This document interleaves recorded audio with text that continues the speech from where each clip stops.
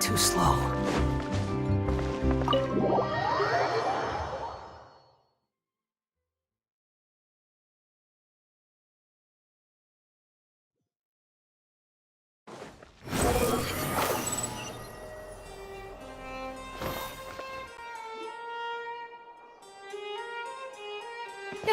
You're here!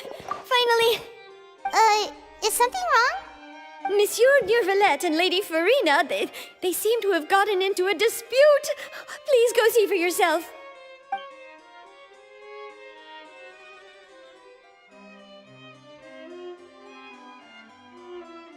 Like I said, I've already explained everything. And yet the problem has not been properly solved. There is little space for excuses between us. It is not my intention to offend you, but please, tell me where you stand.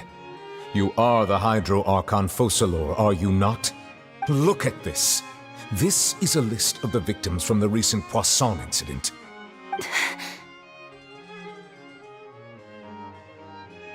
You mean... they're all... We did not arrive in time to avert this disaster, and I will not have it happen again. I will say this once more. You must tell me everything you know. Yesterday, I found 3 stone slates in some ancient ruins near Poisson. Do you know anything about those? Seriously? You're questioning me like this is a court case now. I don't know anything about that. But you found them in some ancient ruins, you say? That's correct, which is why I came to ask you some questions. There should have been 4 slates, but one of them was missing. The other 3 feature different images that seem to correlate to the prophecy. The prophecy? The second of these slates depicts the previous Hydro Archon Egeria kneeling before a floating island in the sky, as if confessing something. Do you know nothing of this either? I don't. I've never seen such slates. I'll ask you again.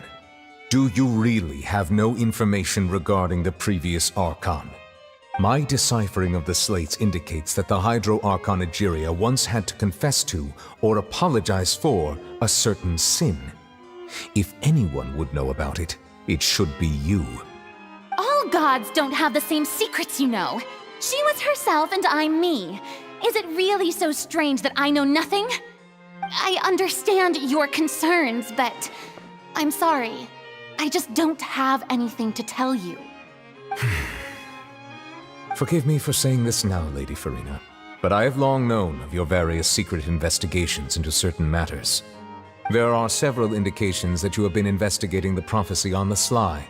This is not strange in itself, considering that you are the Hydro Archon. But it is strange that you should also claim to not know any of Egeria's secrets, as well as do nothing following your inquiries. You have never been as superficial as you have presented yourself to be, nor are you a fool. And yet, your behavior is very inconsistent.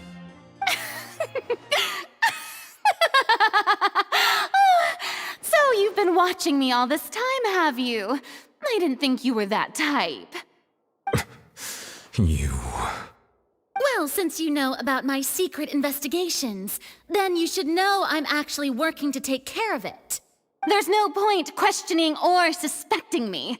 You're the Eudix, but you're still my subordinate. You should be following my lead. Just trust in me. You're Archon, and do as I say. Never mind whether you can truly convince yourself to or not. It'll all turn out fine. That's all I have to say. We do not discuss this matter again. Oh, the opera's about to start. Toodles!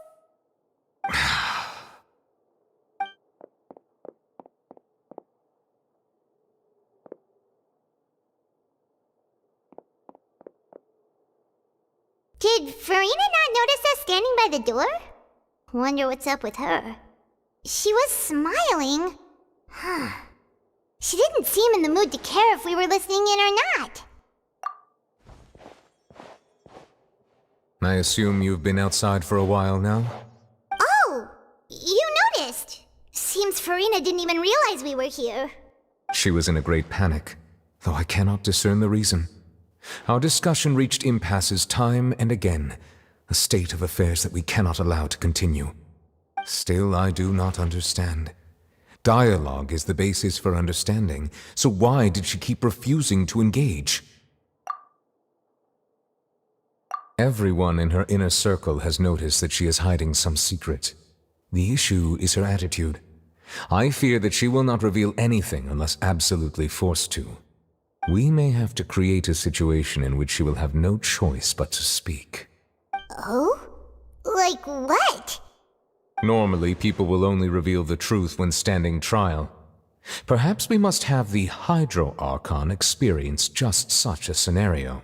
But Furina's seen so many trials, and she's really good at dodging questions. How do we make sure that she won't just slip away at the first chance she gets? We will need to consider this thoroughly, join forces with various parties, and then do what we can. If at all possible, I would prefer to recuse myself from this affair, but we must prevent the prophecy from coming to pass. This may be cruel to her, but all Fontaine is in crisis. The information a god possesses is too precious, and so we must take a chance on this. But who will lend us their aid to do such a thing?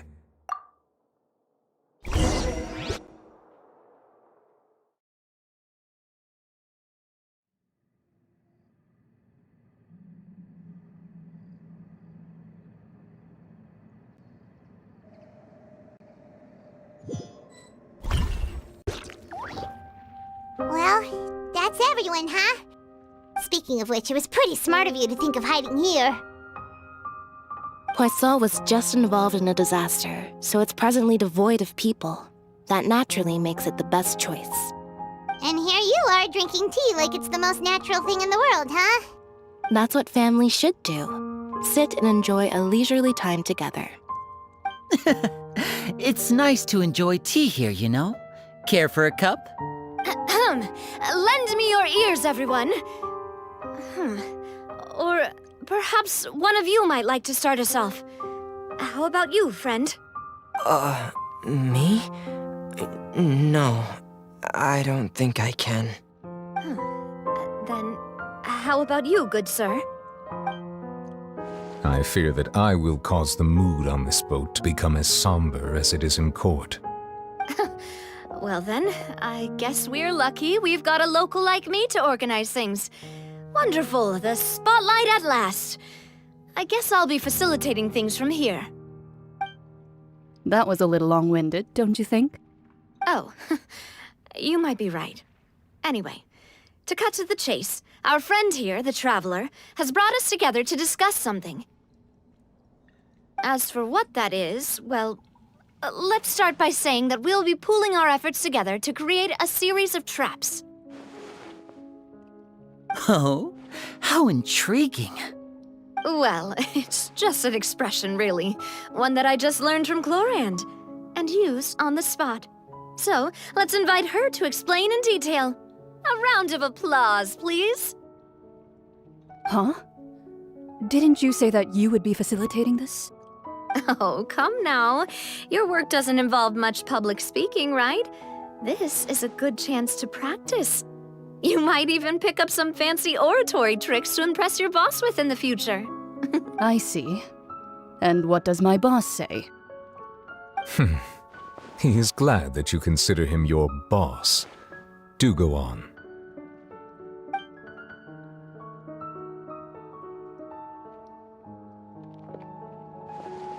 In that case, do any of you have experience hunting? Not that I recall. Fremine and I once used a wooden stick in a basket to catch wild rabbits when we were younger. As for Lynette, oh, right. You were sick that day, weren't you? I've also gone diving to catch some fish before. Does that count? I'm afraid not. You may or may not have heard, but Fontaine once played host to a group known as the Marechaussee Hunters. Though that was their name, they did not hunt animals, but rather various monsters left behind by the ancient dynasty of King Remus. Today, Fontaine's monster population has already thinned greatly, so the hunters have blended back into society, taking up arms in other lines of work. They even left a unique methodology of hunting in their wake. A trap comprises of the following components: bait, a trigger, and a containment device. Sometimes a lethal implement will also be necessary to deal with the prey. So, if we were to build a trap together, right now, what would you choose to build it with? For me, I would prefer something basket-shaped. Pigeons and rabbits will see the bait and naturally enter the snare. Our line of work requires a deft hand, and we're some of the best in the industry, so you can count on our techniques. You used some of those techniques while moving the people of Poisson, didn't you? My subordinates mentioned that you even performed some magic for the bawling children. Yes, and I even managed to gather some intelligence in the meantime. I'm quite the multitasker if I do say so myself. I'm afraid I can't claim that as my strong suit. I prefer more stable methods, like placing bait in the water and waiting for the fish to come within reach. That's the kind of method I would count on. Calm and steady. Exactly the kind of person who would catch loads of fish. And I can be their assistant. With discretion, I'm sure. I'd probably use some sort of mechanical animal. Papa once bought me some small clockwork squirrels, mice, and such. When placed in the forest, they can attract others of their kind. I remember that you liked those too, didn't you? I did. And that would be a good way to go about it. If they're realistic enough, animals of the same kind will follow them all the way to the trap. What about you, Monsieur Neuvillette? I fear I do not have any related experience. That makes sense. You usually solve problems directly, without the use of any such tricks. But I do have one more question for you, Monsieur. If we were to create a trap now, how would you design it? I would like for it to be effective, but bring no harm to the prey. A more gentle trap would be ideal. Kind, as always. However, our intention doesn't necessarily change the containment device and the type of implement we need. If we wanted to kill the prey in one strike, we would need a powerful implement. However, that also goes for prey that must be captured and safely contained. Wait, why's that? Only a hunter who's a true expert at subduing their prey can snare it without harming it. The line that divides life and death is often exceedingly thin. So are we going hunting together? We hadn't thought of seeing ourselves as hunters. It kinda works, but maybe it's still not the best metaphor. If our means of capturing and dealing with our prey is to put them on trial, then the hunting metaphor is actually quite accurate. But we shall require much more courage than any hunter to judge a god, a being whose seat is an exalted throne. Oh, so that's what's going on. Sounds very interesting.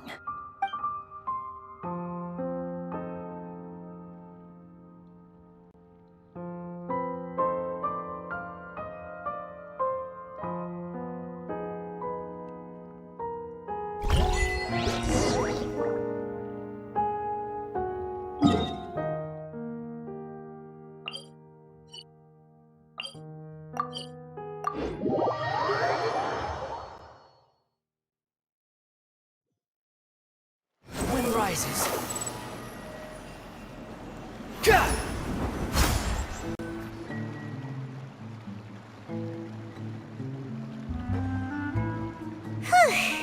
It's been a tough few days, hasn't it? So much has been happening. Paimon didn't think the meetings would go on for so long, but everyone seemed pretty fired up, huh? Paimon thought they'd be at least a little frightened. Well, Fremine was, now that Paimon thinks about it, but everyone else just looked a little surprised. Well, it's hard to say. Paimon doesn't have any experience with this sort of thing. But with you around, Paimon sure will do great. After all, you're the most reliable person in the world, aren't you? Did you just pour some tea? Paimon didn't notice you doing that at all. Then what's that?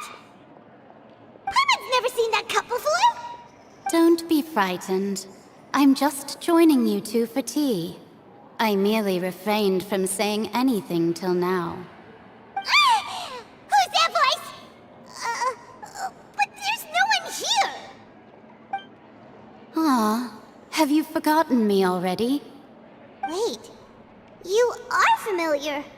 You're the voice we heard from the sky in Sumeru. The voice from the sky, I fear that description is wrong. Though, not completely wrong. You're feeling lost now, just as you were feeling previously. I sensed that confusion and thus came to you. Guiding people is an irresistible hobby of mine, after all. Consider me a passerby, just accepting a commission from my friend's disciple on a whim. The prophecy. Yes, what has been prophesied will be fulfilled. You may view such things as the history of the future. What? Then is there any way we can stop it? I believe you have witnessed a failed attempt with your own eyes. Can everything in Tevat so easily be changed? So you've caught on. Just as prophecies are usually only the future as seen from the perspectives of the gods, could things be happening in hidden corners where the gods' gaze does not fall? Are the things that you shall see different from the fate that the gods perceive? What is she talking about? It all sounds really impressive and important and stuff, but it also sounds kinda scary. I believe that you understand, right? Some things are insignificant, but others you must reach out to change. Ultimately, fate shall serve as your only guide, no matter what will happen in Tevat's future. All you need to do is to play your part. This was good tea, by the way. Thank you for your hospitality. Well, that'll be all for today. The voice. It's gone.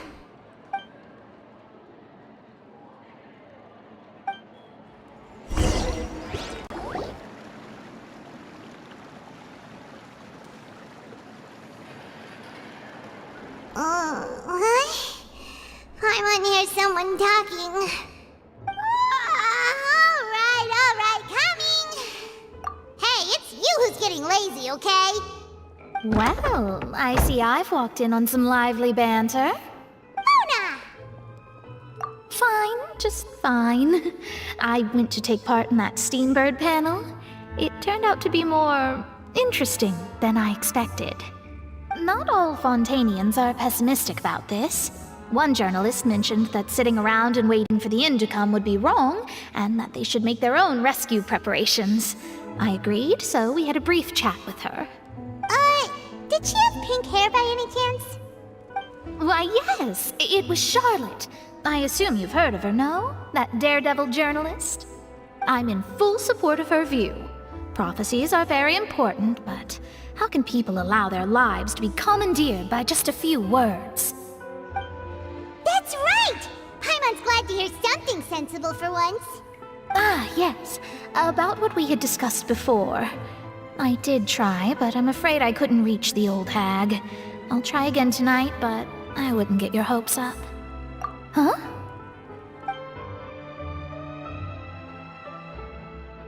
Goodness gracious.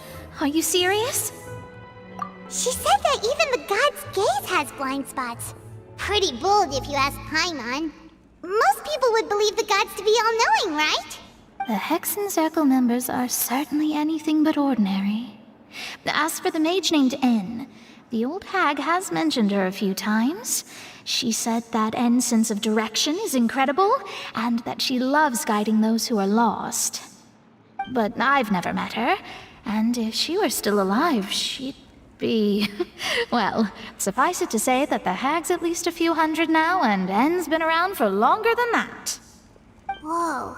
The Hexen Circle sounds like a scary group. But they must really stay in shape to live so long. Their abilities alone are pretty terrifying.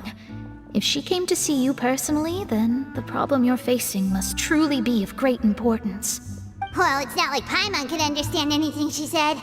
Yes, she was quite cryptic, but I suspect she means that there is still a way to turn things around. She didn't say when or what that would be, though, so perhaps it is something that you cannot know right now.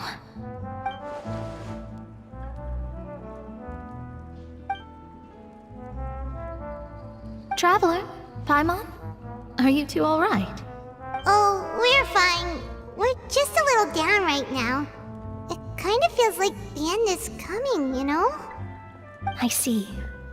I feel that same sense of desperation, too. I guess you could consider me someone who has often witnessed fate. So far as I have seen, it cannot be swayed. But even so, I still hope for, and believe in, miracles. Astrology is eternal and rational. Perhaps that's what En was trying to tell you. Not to lose heart, and to believe that what you are seeing playing out before you is not yet set in stone. I did originally think of steering clear of all this, but I couldn't. Even if this is all futile, I still wish to help everyone. If we don't struggle to the last, then how can we face the end when it comes? Huh.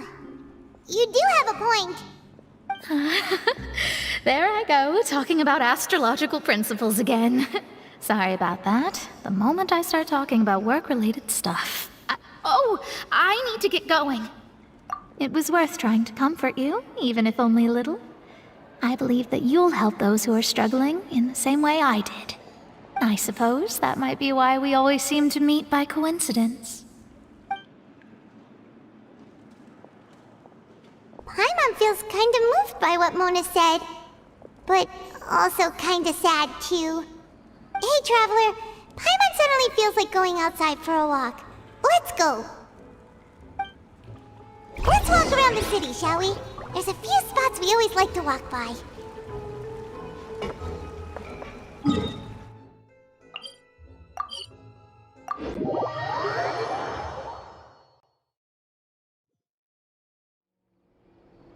Squall and Fury!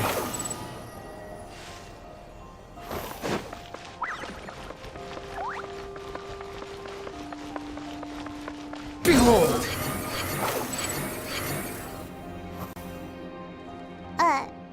Huh? Our names are written in this newspaper. Let's go. Let Paimon see. The underwater stronghold, the Fortress of Meripede, has continued in its noble autonomy, but that does not mean that others cannot interact with it. My recent attempts to enter the fortress bore little fruit. Huh. Guess Charlotte still hasn't given up on that. Thus, did an Outlander friend become the focus of this report, a blonde adventurer with their white fairy legends trailing in their wake. It is said that this mysterious traveler once visited the underwater fortress.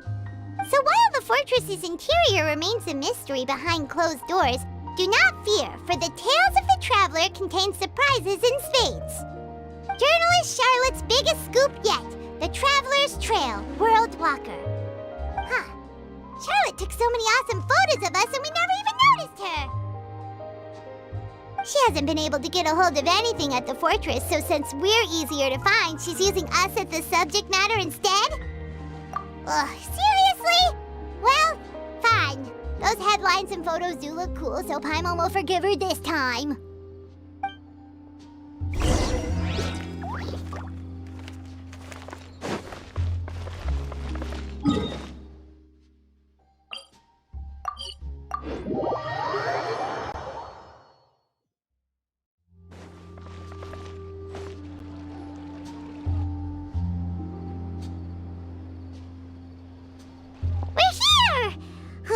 Paimon's hungry.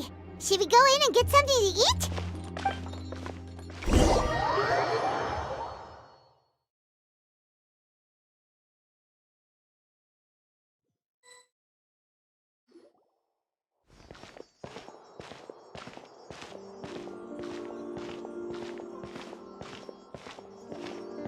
Hey, quick! Look! That's the limited edition only 16 slices a day cake! despite the tense situation we were in. Let's give it another go. I'm sure it'll be great. One slice of cake, please. Someone showed up after all. Oh, wait, you're the one from the Palais Mermonia. Oh, are you here to buy cake too? It seems Monsieur Neuvillette was right. You really can eat. Wait, did he really say something like that? That's right. Even he has his own preferences when it comes to food. As for me, I love the cake and coffee here. Do you come here often? Usually every day. Every day? It's part of my daily schedule, apart from work. I shall have my cake and coffee. Then what if someone told you one day that this place would be closing soon, and you wouldn't get to eat cake here anymore? What would you think? But why would it close? Well, Paimon doesn't know either, but maybe the waters will rise tomorrow. You know, like in the prophecy. Oh, the prophecy. To be honest, I haven't paid much attention to that. No, still, even if there'd be no more cake tomorrow, that wouldn't keep me from having some today. No, it's the same for eating in general. You might not be able to eat tomorrow, but if you can do so today, then you should carry on. That's what people call living, you know. Huh. Don't be sad. Excuse me, could I have 2 more slices of cake to go? These 2 slices are for you. Sijuin said that this kind of expression you're making is what humans call being sad. Oh, you know Sijuin? I sure do. She was born before me, and she sometimes comes to the surface to teach us things about humans. She said that humans are creatures that are saddened easily, yes, and you can only lift their spirits by feeding them delicious food. So please try the cakes here. I've got something else to do, so I'll be going now. You two try to stay in a good mood after eating, all right? Bye.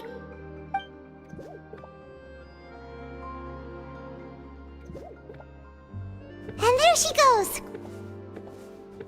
All right, let's dig in.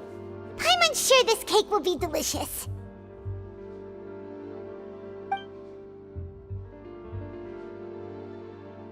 It's more delicious than last time! And the flavor gets even better with a sip of tea. It sure would be nice if we could come again tomorrow. Sure would be nice if we could always eat delicious food here.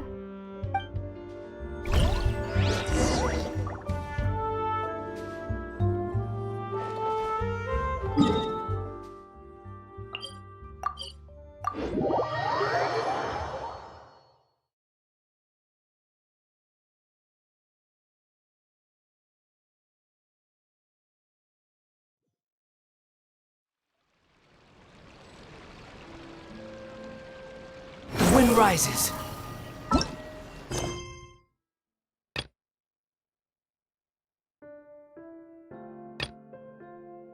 Wow! If it isn't the Traveler and Paimon! Oh, have you seen the article I wrote about you? Ha! You've got some nerve! You just used us to make some quick mora! Oh, you needn't worry about that. I heard that you were in Poisson some time back, so I sent you a letter to discuss just that. It appears you didn't receive it, though. It's all right, though. I've set aside the amount intended for you. I've even set the table with some food. Really? Oh, you're the best! You're almost a little too easy to win over, Paimon. If I were a journalist with ulterior motives, you'd be in trouble now, you know. Oh, Paimon knows you're not like that. Still, what brings you here all of a sudden? Were you looking for me? A friend of ours met you a while back, and when she mentioned it, we thought of coming to see you. Her name's Mona. Ah, so you know Miss Mona as well. She's a guest columnist for our paper. A really good one, too. She's so young and already such a brilliant astrologist. So she mentioned me? What did she say? She said that you're a real daredevil of a journalist. Nice. In which case, can this daredevil journalist dare to request an exclusive interview with the legendary traveler and Paimon? Huh? So your article in the paper today doesn't count? Oh, of course it doesn't. That was more like live photography. What I'd like to do is dive deeper and ask you to talk about the things you've seen and experienced. Yeah, are we even qualified enough? Why not? If I say you're worth an interview, then you're worth it. But not right now, of course. I'll need a few days to prepare. Oh, in that case, we'll just chat when you have the time then? Oh, so that's a yes? Ooh, splendid! I'll tell the editor-in-chief immediately. I'll have to apply for lighting, a venue, some props, and... Whew, so much to get done now. Talk to you later. Wait, Charlotte, Paimon's still got a question for you. And what's that? If, just for example, Fontaine were to be flooded tomorrow, what would you do today? Huh, that's the prophecy you're talking about, isn't it? I mean, I do hear about it often, but I've never once thought that the day could be tomorrow. If you're seriously asking, then I might try and think of a way to leave Fontaine. Oh, but I'm still a journalist first and foremost. That means I have a duty to be reporting from the scene. And secondly, I wouldn't forsake my homeland that easily. From what I've seen, most people don't know what they'd do should the worst come to pass. So in all likelihood, I'd probably still be prepping at the office for that. Just think about it. If this nation really... And then do you know what I'd do? Well, I'd write that story. I'm not a dreamer, nor am I a workaholic. But I do love my job. And I'd be proud of leaving such an article behind. I guess you could say that I was born to be a journalist. But anyway, that's my answer. And on that note, I'll get back to my preparations. That's so nice. All of a sudden, Paimon actually kinda envies her. Anyway, let's go and take a look at the sea, shall we?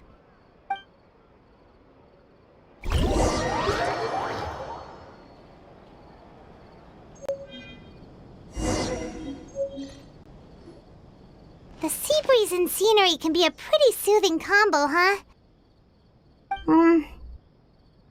Paimon's been thinking. If it wasn't Fontaine, but all of Tevat that would be destroyed tomorrow, where would we go and what would we do? No, Paimon should ask, if you could choose, what would you like to do?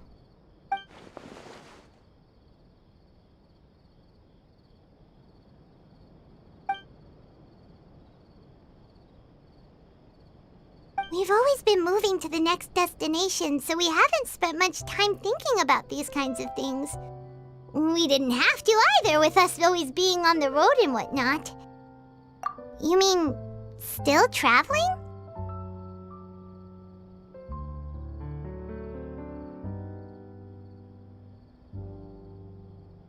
Huh. Wait, isn't that what we've always been doing?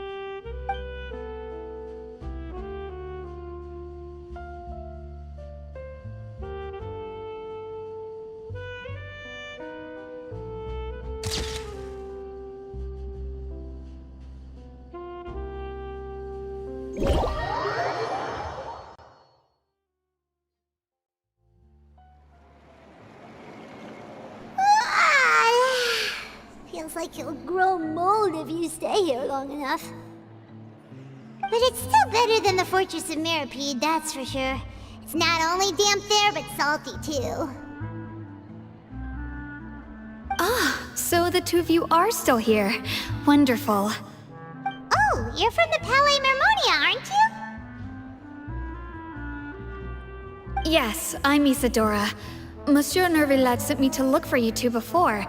I heard that afterward you went to the Fortress of Meropide. Not at all. I'm well aware that you're friends of his. Actually, I'm here to pass along a... Yes, inside the Opera House. The Maréchaussée Phantom has declared the incident a small-scale riot. A riot? Well, that said, I don't personally think it was that serious.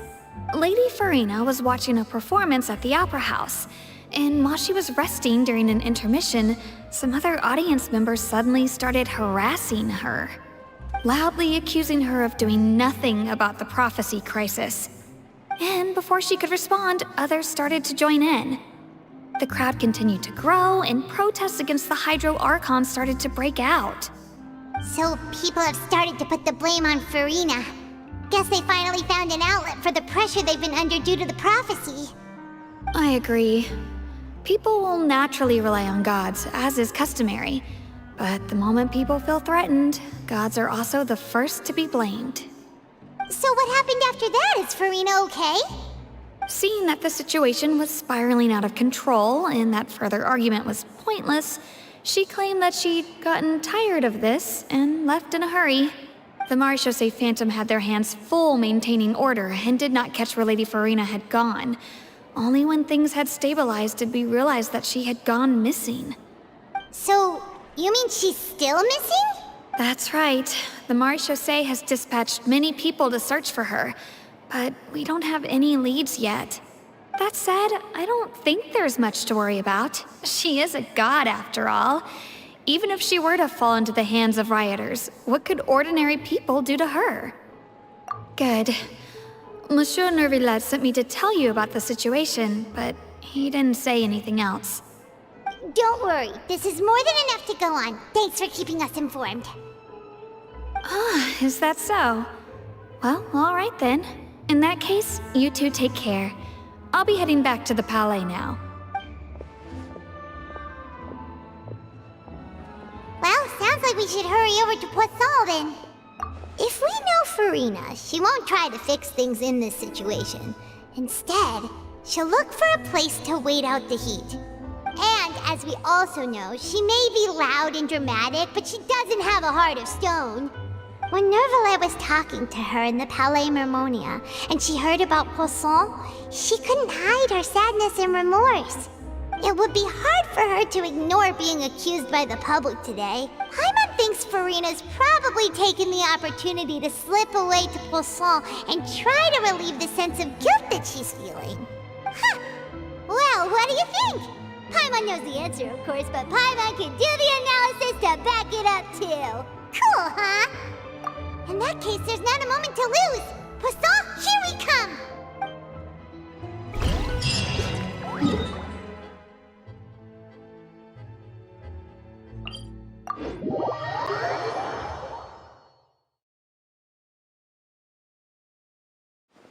This place looks deserted.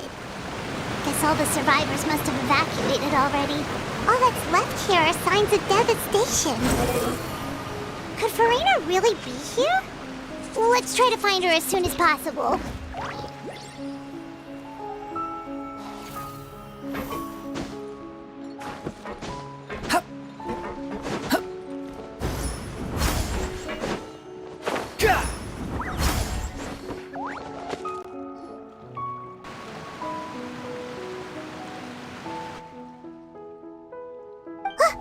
That's Furina, right over there!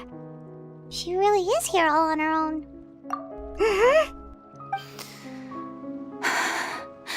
Should I just give up? This is all meaningless. What was meant to happen did happen after all.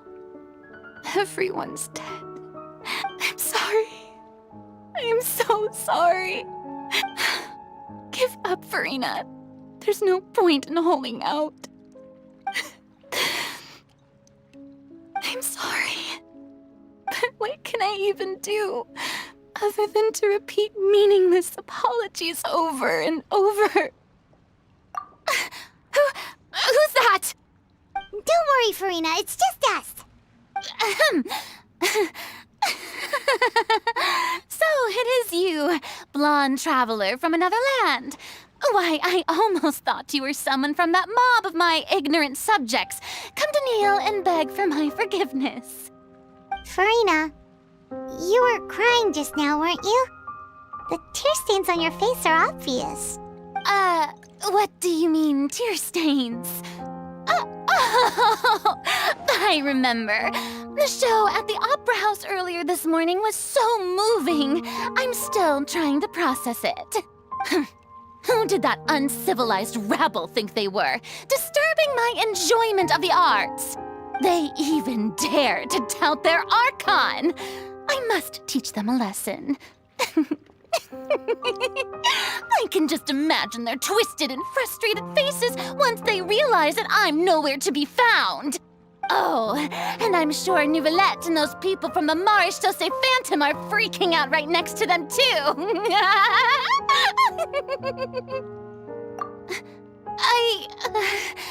Of course not. Hey, there she is! The Hydro Archon's over there! Quick, after her! Furina, those people seem to be after you. They are? They're just some rabid fans who want to cut the line because they haven't been able to meet me in person, aren't they? That's against the rules. I can't let them get their way. Furina just ran off! Quick, we have to catch up with her!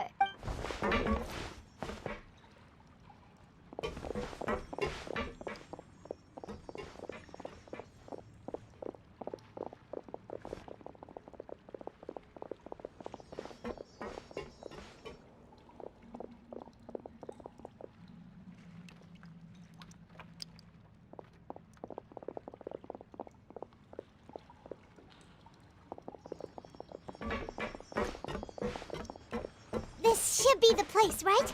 Hey, Furina! There's a good hiding spot over here. Quick, come to Paimon before the rest of them catch up to you. What is this place? Hurry, they're almost here. Fine. I suppose haste is warranted. Lead the way.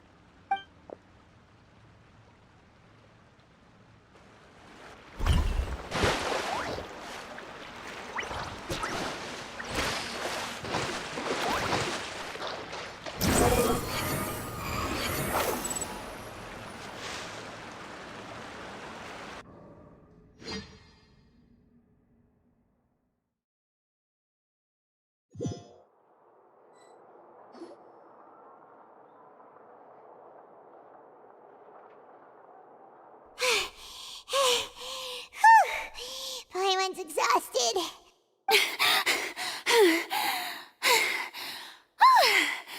I'm so tired. I totally thought they had caught me. No, I merely gave in to the sheer enthusiasm they displayed. You're right. Yep, that's a good girl. What's happening? The ground's shaking. Is it an earthquake?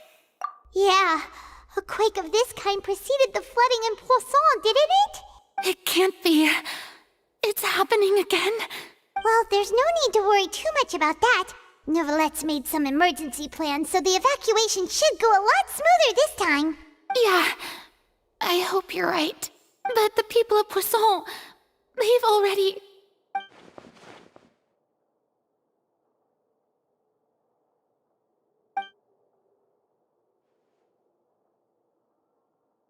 It's true. I've been investigating the prophecy for hundreds of years. I once had informants all over Tevat, searching for clues and feeding information back to me. I've tried all kinds of ways, too, to hold back the sea. Anything to keep the coastline from advancing. But all my efforts proved to be futile in the end. Really, the truth has been clear to me for a very long time. We cannot make an enemy of the divine. No matter what we do, the will of the heavenly principles will have its way, and the prophecy shall be fulfilled. Give up. I do love the sound of that phrase. It would mean finally coming to terms with fate, but also for me to finally be free. Indeed, I've thought about giving up so many times, especially after we almost lost Poisson. Fate is really unreasonable, isn't it? It has no heart and obeys no rules. The prophecy has only just started to come true, and so many people have already lost their lives. But just now, it all became clear to me. I still don't have the right to come to terms with fate on behalf of everyone else. As long as the final moment hasn't come, it's still not too late. Don't worry. I will keep hope alive for everyone until the very end. Well, that's enough for now. I got the impulse to play the stricken maiden, but honestly, considering my rank and station, that wasn't a good fit at all. Don't take any of what I just said seriously. How could I possibly let Fontaine fall to the whims of trivial prophecy? Come on! Paimon could have sworn you were actually being honest just now.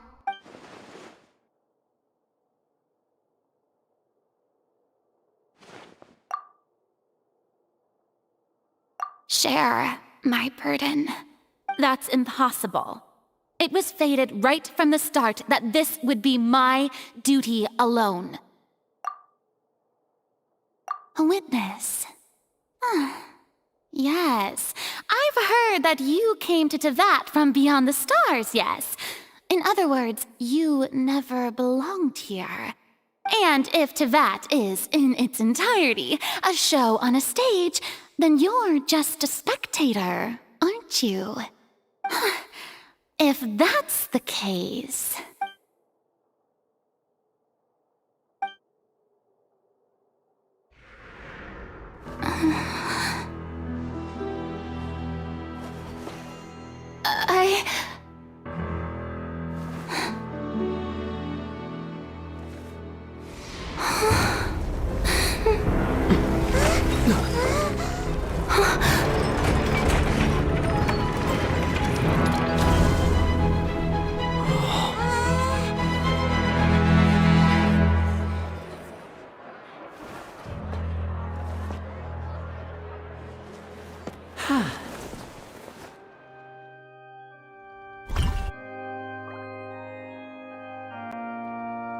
Ladies and gentlemen, this concludes my opening performance. Now, without further ado, we may proceed to the trial of our god. So this is what it is. Yes, you deserve praise for the effort you took to raise the dramatic stakes. Do not forget, however, that I am Focalor, the god of justice, the embodiment of justice itself. Does it not strike you as even the least bit absurd to bring the very concept of justice to trial? May I interpret these words as your refusal to stand trial? In that case, you will have the opportunity to defend your honor through a duel. You would draw your blade against a god? I see. It seems like you have made up your mind.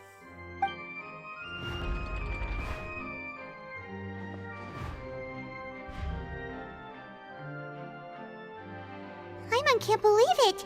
She just surrendered. What the heck is going on? Did I just see an Archon surrender to a human? Wow, how utterly humiliating. Lady Furina, what is the meaning of this? It would seem that there has been a misunderstanding. To be clear, the raising of both hands is not always an indication of surrender. Looking for excuses again, huh?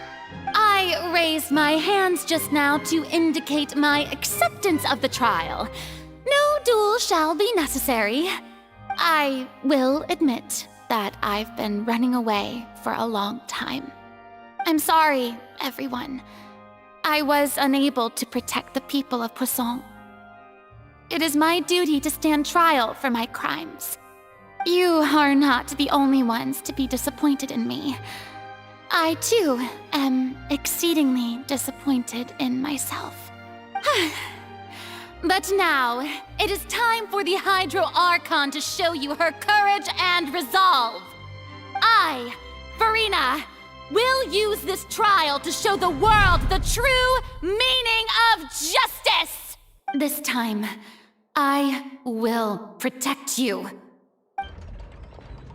Applaud and rejoice! One of the most outrageous and fantastical arcs known to the opera epiclese is now unfolding before your eyes. Mark my words, this shall be one of the most exhilarating and brilliant shows ever to grace the stage of Fontaine! The trial of the Hydro Archon, Focalor, will now begin! Woohoo! Oh, now we're making history! Why does it feel like Furina just took over the whole thing? Like, come on! Didn't she just get forced to stand trial for her crimes? Also, even though she's still acting super dramatic, she is taking this seriously this time, right? All right, then. Who will be my opponent in this trial? The court asks the prosecutor to please take the stand.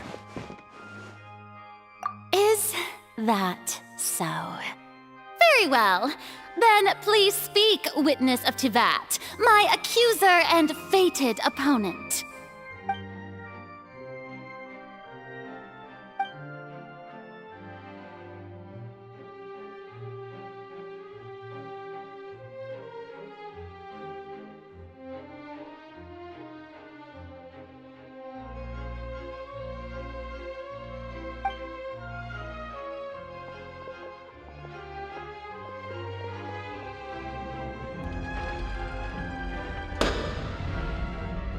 Also, please allow me to ask, as a final question before the trial begins. Just how much work did you do to force me onto this stage? Well, we did do a lot of prep after the meeting that day. I can go over the tasks assigned to the Spina di Rosula, since they were rather straightforward and easy. Navia, the president of the Spina di Rosula. Most of the people who participated in the disturbance this morning were my subordinates.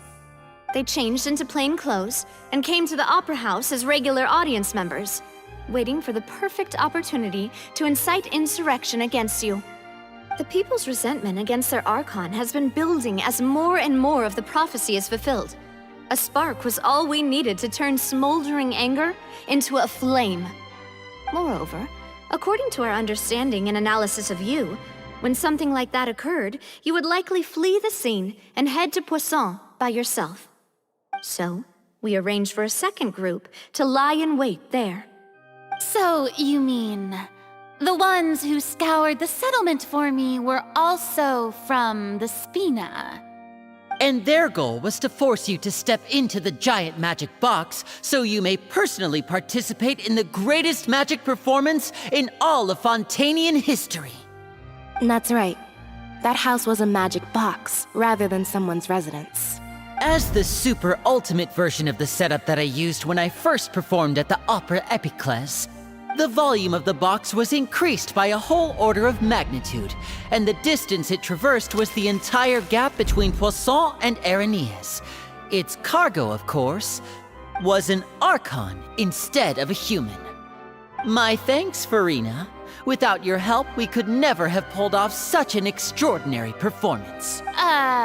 You're welcome? Of course, this performance was only made possible with Father's support. The House of the Hearth spent a massive amount of labor in Mora to pull this off. We had to select a location, construct the giant magic box, dig a tunnel, and open up a path through the water. It was a lot of work for all of us. So, in other words, the earthquake that we felt within the giant magic box was just a normal tremor from the transportation of the whole house? That's right. It wasn't a sign of another disaster to come. Then, I can guess Neuvillette and Cloran's parts. You gathered a crowd, prepared a stage, and made sure that the champion duelist would be immediately ready for a fight. Also that as soon as I appeared on the stage, the trial may commence without a hitch. Am I right? Yes, that is correct. Well Well, Clorand, I must commend you for your courage. Only the most outstanding champion duelist in all of Fontaine would accept a duel with an Archon without flinching. Thank you. As for you, Traveler, I suppose your role was to keep me distracted with conversation once you found me in Poisson. You'd make sure that I didn't notice anything amiss before revealing yourself as my prosecutor once we'd arrived onto the stage. Oh?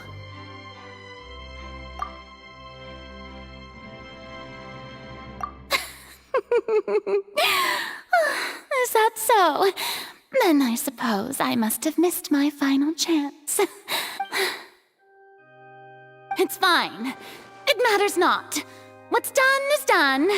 The stage is already set, so there's no reason to disappoint the audience. Let's see this trial through to the very end.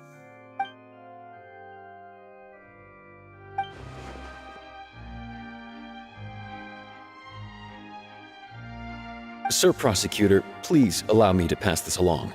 This is a document that Miss Charlotte applied for and received permission to share with you during the trial.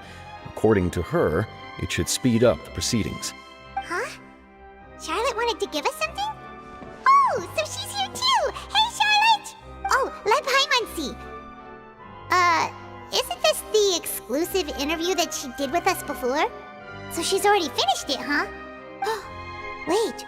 Then that means this document is a perfect timeline of everything that's happened ever since we stepped foot in Fontaine! So in other words, we can refer to this anthology of evidence every time we want to use something from our journey as evidence for an argument! Let's quickly confirm the information in it. Just think of it as a refresher, alright? You defeated the Hydro Archon in the very first duels you took part in at the Opera House. That's one for the history. I didn't think that you'd wind up getting to the bottom of the case I'd been following all this time. This is the first time Monsieur Neuvillette had a difference of opinion with the Oratrice. Even a Fatui Harbinger. She's an extraordinary person. Her instinct must mean something. The fortress of Meripede was almost destroyed in a single day. According to Monsieur Neuvillette, both Child and that whale should have been in the primordial sea at that time. I nearly lost my awesome friend Navia. To be honest, that still gives me shivers. The words of someone as extraordinary as a witch.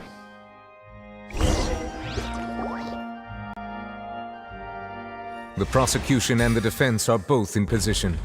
The trial shall now begin. Oh, come on, Neuvillette. There's no need to repeat all the unimportant legalese. Just fast forward to the part where the prosecution lays out my offenses. As the defendant and the lead actress of this performance, I still haven't even been informed of my supposed guilt in all of this. Of course, it is only natural for humans to struggle to understand the actions of a god. However, you will need more than that to convict me of a crime. That's true. But my charge here is unrelated to your conduct as an Archon.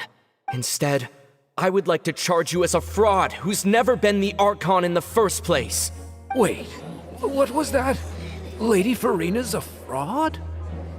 Hey, I came here thinking that we were going to try the Hydro Archon for forsaking our duty, but did I hear that right?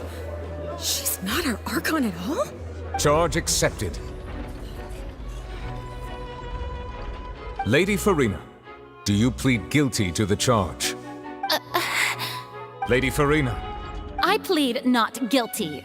How can I be guilty? There is no way that I, Focalor, otherwise known as Furina de Fontaine, a member of the Seven and the Regina of all waters, kindreds, peoples, and laws of Fontaine, could be anything other than your true Archon. Yeah, even though Lady Furina can be rather eccentric, isn't it going too far to doubt her very identity? Yeah, I've never questioned her identity either.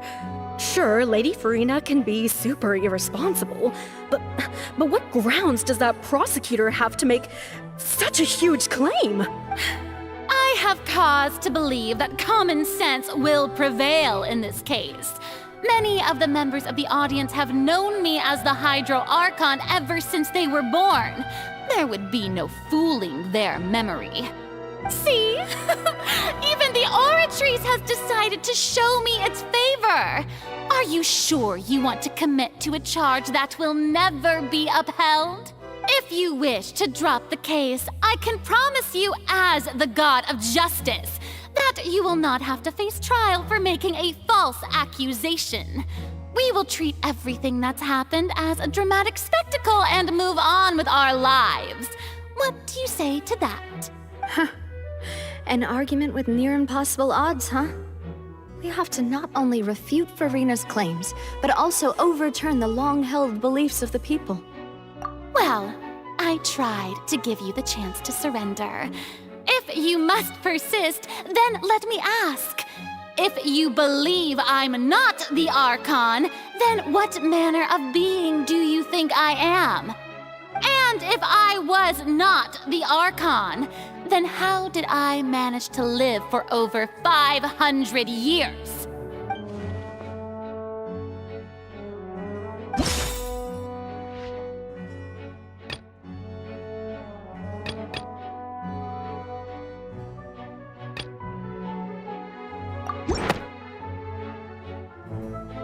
First of all, you may be a member of another long-lived race, which would allow you to naturally possess an extended lifespan.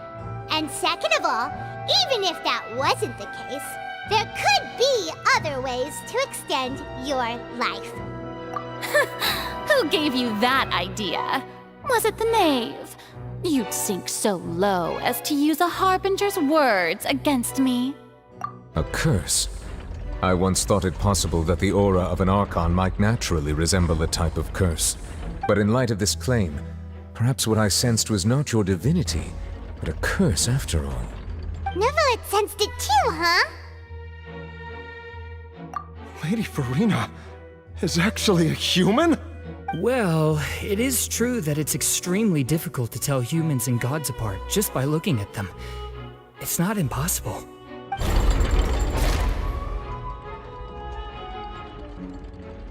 Well, don't start celebrating too early now. Even if I have been carrying a curse like you said, how does that prove that I am merely a human being? Besides, everyone knows that the main difference between a human and a god is the possession of authority. Gods can do what humans cannot. That's why they're worshipped as gods. For centuries, manifestations of my authority have served the nation of Fontaine. One need only to turn their eyes towards the Oratrice Mécanique d'Analyse Cardinal in this very opera house, or consider the endemidium that is used in every aspect of life.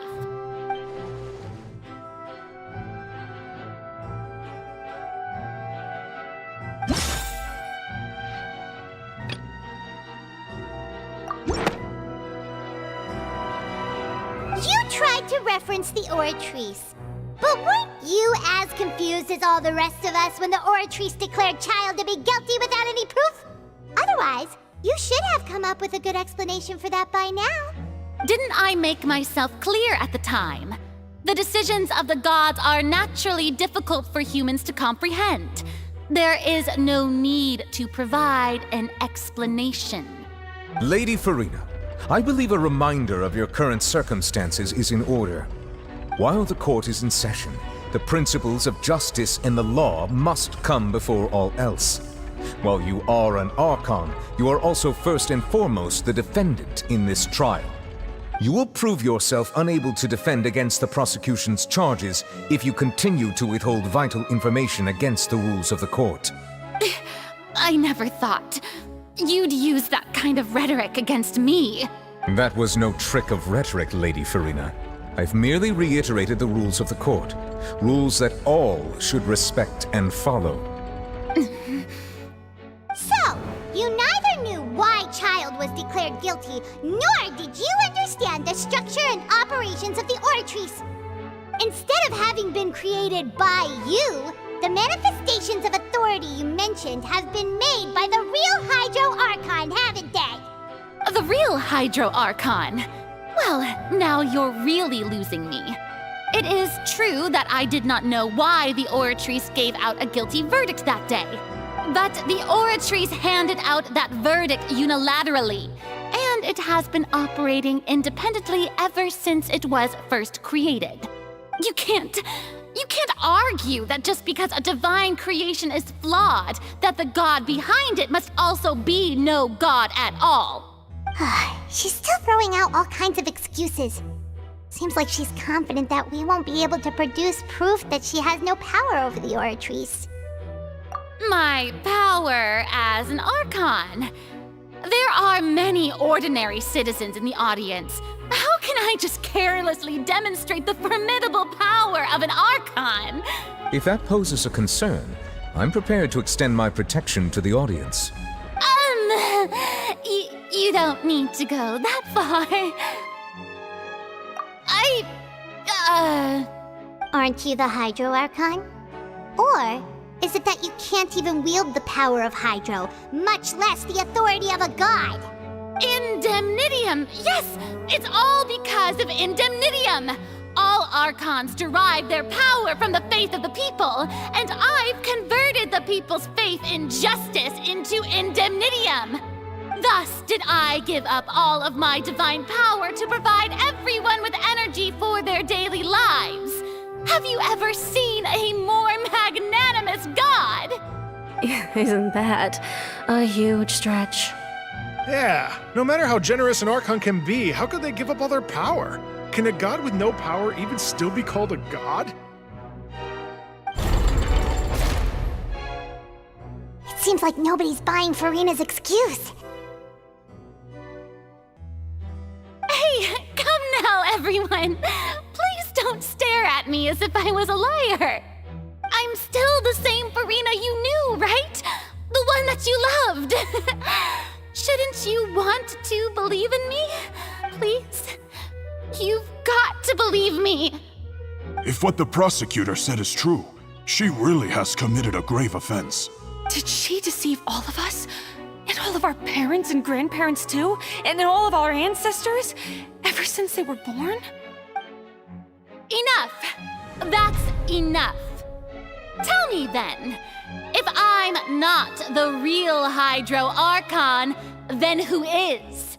If you have no evidence of another Hydro Archon's existence, nor can you find anyone who can back up their claim to be such, then what grounds have you to say that I'm not actually the real deal? Wow, she came up with yet another argument. How can we refute her now? Seems like she really doesn't want to give up.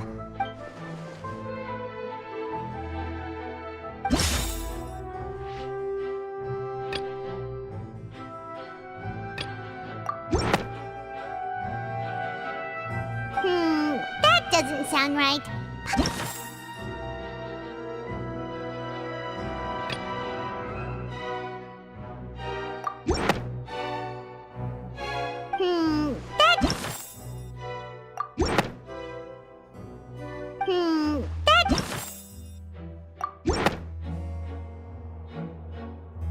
It has been established that all Fontainians can dissolve in water from the primordial sea.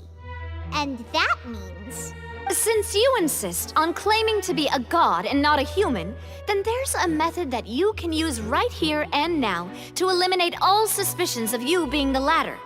Miss Navia, please apply to serve as a temporary attorney for the prosecution before addressing the court. Though you act in partnership with the prosecutor, you must still adhere to proper procedure.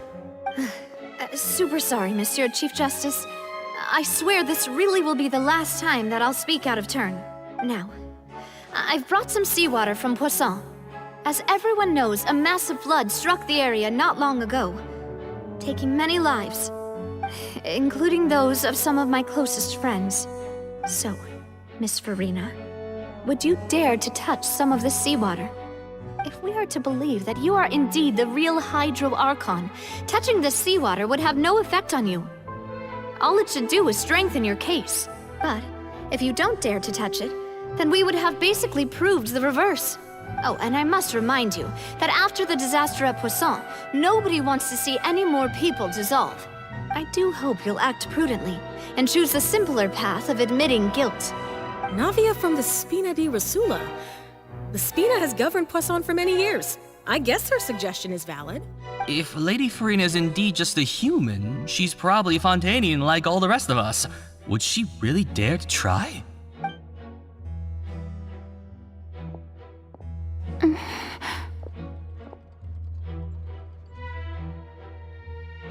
Lady Furina, this test has been unilaterally proposed by the prosecution. As it falls outside the realm of standard court proceedings, you possess the right to decline participation. Well, of course he had to tell her that. But refusing to participate is basically the same as a confession of guilt. She's just staring at the water without saying a single word. It really does seem like she's quite terrified of it. That could only mean... What's going on? Is she really planning to... that's not what we thought she would... Due to the inherent risk of the test, Lady Furina, you may... What? Hey!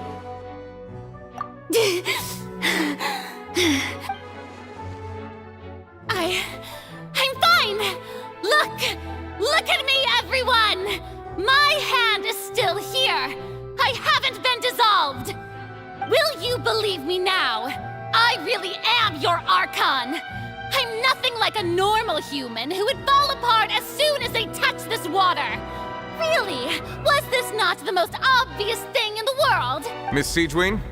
If you're present, Miss Siegewien, please come forward and attend to the defendant. Siegewien? Don't be nervous. It'll just take a few seconds. Let me see. That should be enough. Please announce the results of your evaluation to the court, Miss Siegewien. As everyone doubtlessly saw, Miss Furina was displaying symptoms of hyperventilation and flushed skin. These indicate that she was experiencing the adverse effects of exposure to primordial seawater. The extent to which she was affected is the same as other humans when exposed to primordial seawater of a similar concentration. Thank you, Miss Siegewien.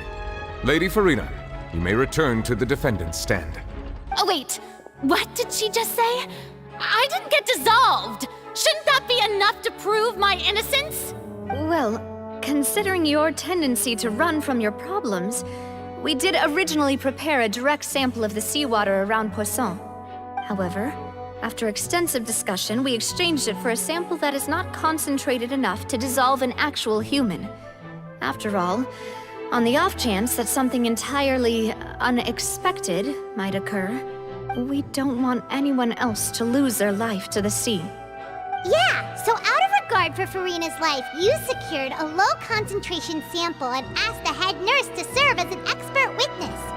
It's a great thing that the direct sample wasn't actually used. Furina could have... I can't believe... you...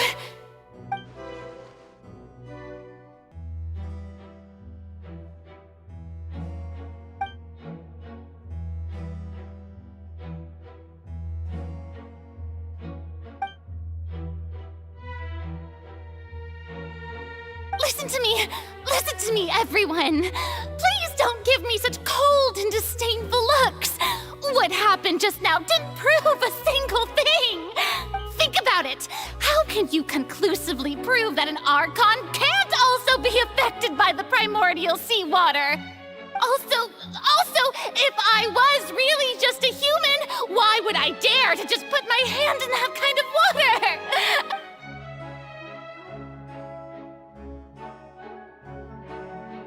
Please, everyone, anyone, just listen to me! I swear, I really am your Archon!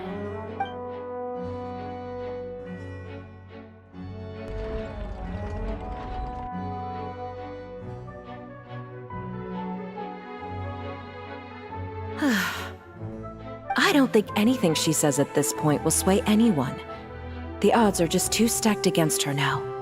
With all the things that have been said, Paimon doesn't think there's any way left for Furina to win. I believe the time for arguments and presentation of evidence has come to an end. If there are no objections, we will move on to the final judgment.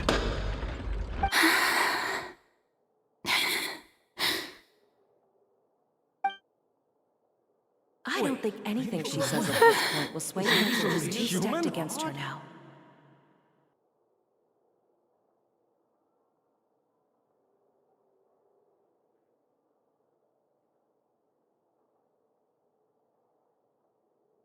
In my capacity as Chief Justice, I shall now render judgment on Furina's misrepresentation of herself as the Archon of Fontaine. As a human who knowingly deceived her fellow citizens, Furina is guilty.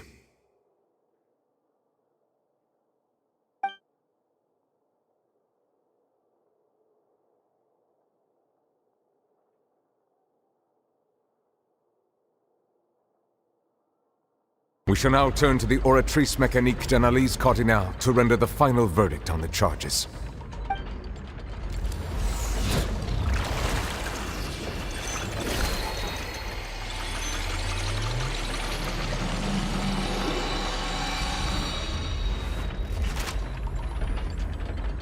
According to the judgment of the Oratrice mécanique d'analyse cardinale, Furina is... Well, what's wrong? What's the Oratrice's verdict? No, the Oratrice also displays a guilty verdict. Isn't that correct then? However, the exact wording of the verdict is thus: the Hydro Archon, guilty, to be punished via the death sentence. The death sentence? That's actually one of the available sentences? I've always thought that it was just a myth. The one and only time the death sentence has been handed out at the court, and it's been given to the very person we've worshipped as the god of justice? What an unexpected twist. Furina's been sentenced to death by the Oratrice? We just wanted to use the trial to show her the seriousness of things so she'd tell us the truth. How did things escalate this quickly? This outcome is indeed quite strange. According to Fontaine's current definitions of justice, as well as its recommendations for criminal sentences, is this sentence really appropriate for the crimes that have been committed? Yeah! Even Poisson wasn't sentenced to death by the Oratrice. You know, the real evil mastermind behind the serial disappearances case. Indeed. Not only is Furina's sentence overly excessive, the very point of our trial today was also to prove that Furina has never been the Hydro Archon in the first place. But now, the Oratrice seems to have deliberately invoked the title of the Hydro Archon. What does this mean?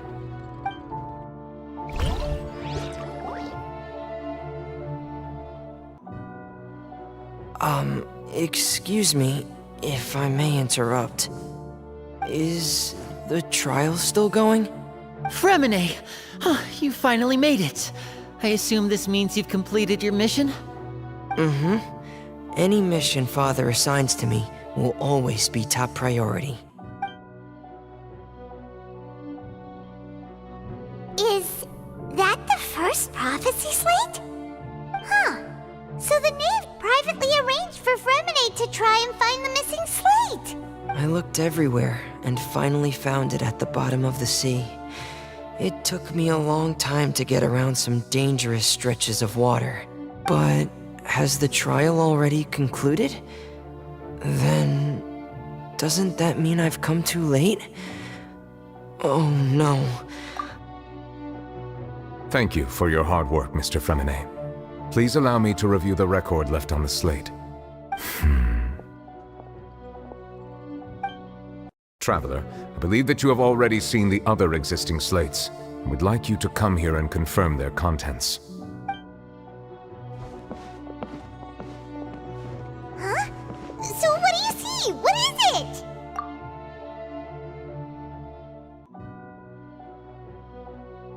I believe I've now made sense of the Hydro Archon's crime. It has to do with Fontaine's lost history. Huh?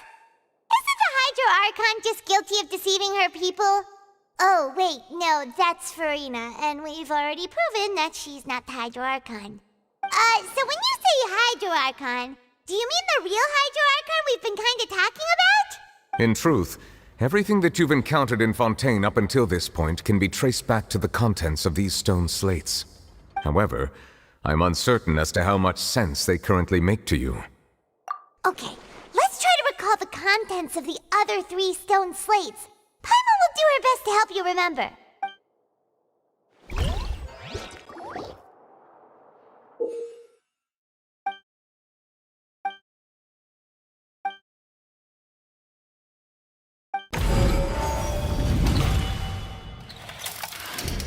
The first stone slate describes what you just said.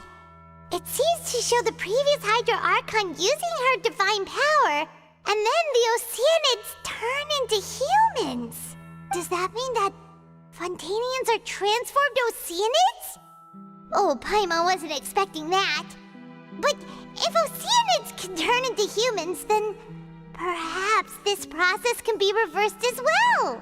The second stone slate shows Celestia floating in the sky, and the Hydro Archon and her people worshipping it together. But the heavens still brought judgment down upon them. This must be the point when the Hydro Archon and the Fontainians were branded with their original sin. Does this mean that the original sin and the Hydro Archon sin are the same thing? The third slate shows the Hydro Archon sinking into the sea surrounded by many people. That reminds Paimon, didn't we also watch that happen to someone else? Well, the fourth slate is the prophecy the Fontainians have been talking about. People dissolving into the sea, the Hydro Archon crying on her throne, and so on. We didn't believe that such a crazy disaster could happen at first, did we? But after that incident, it was just a question of when and not if.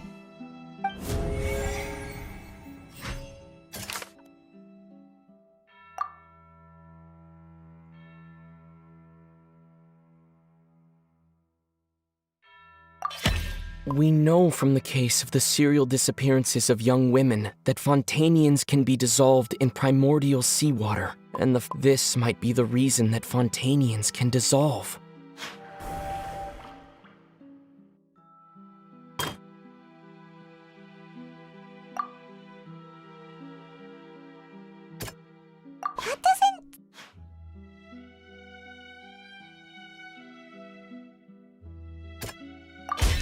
Perhaps what is about to take place has all happened before. The true sin of the Hydro Archon that Neuvillette mentioned, and the original sin cast down on the people of Fontaine by Celestia, as recorded on the stone slates.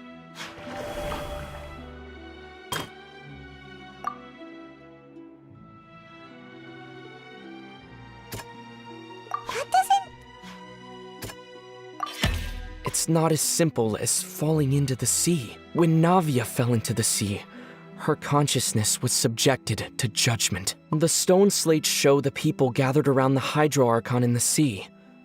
Could that be alluding to the same thing?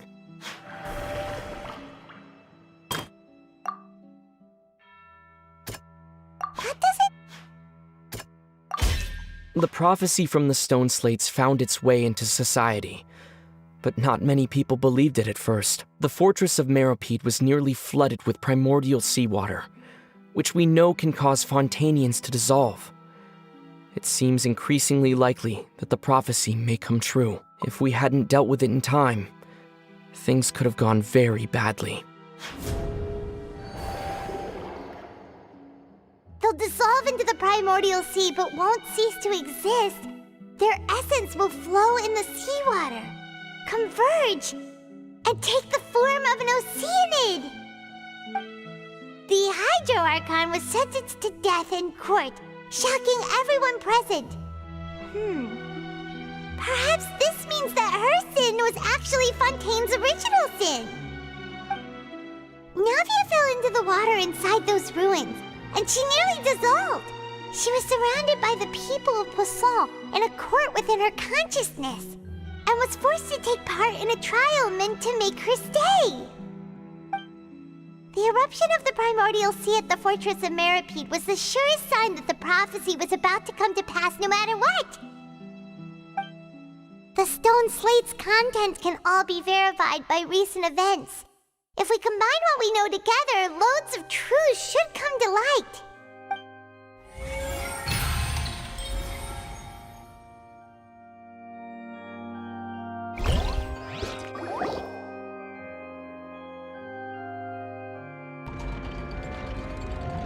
Huh? Oh, Paimon gets it now! So that's how you can make sense of it. But then it feels like we're going to have to share some truly shocking revelations. Let's hear them. Incredible. Linny, did you hear that? We're not real humans. All Fontainians were originally created by the late previous Hydro Archon, with Oceanids as their basis. The evidence for that can be found in how only Fontainians could dissolve in primordial seawater, and how all the girls Vacher dissolved were also turned into Oceanids. Oh, and according to Navia, when she was about to get dissolved, she also saw everyone gathered around for a trial, all of them in the shape of Oceanids. Indeed. Yeah, and it follows from the content of the first slate that she probably angered Celestia by creating humans without prior permission. That could also explain why the Oratrice judged the Hydro Archon to be guilty. It's to account for that ancient sin. The Hydro Archon's true sin was... And yet, after many hundreds of years, the Hydro Archon's creations have turned around to try to judge the Archon within the Opera Epiclese. The twists of history are often the most unexpected of all. Yeah, isn't the image here just like when Navia fell into the sea? So wouldn't it be trying to show the image of the Hydro Archon also falling into the sea once the prophecy has been fulfilled in the fourth slate? In the end, the people will all be dissolved into the waters, and only the Hydro Archon will remain weeping on her throne. Only then will the sins of the people of Fontaine be washed away. Did Paimon get all that right? You've made some keen deductions. I must say, given how much you still don't know, it is impressive that you've already managed to connect so many pieces of the truth. However, while you were able to decode all the information on the slates, they've also been etched with an additional layer of hidden information using a different power source.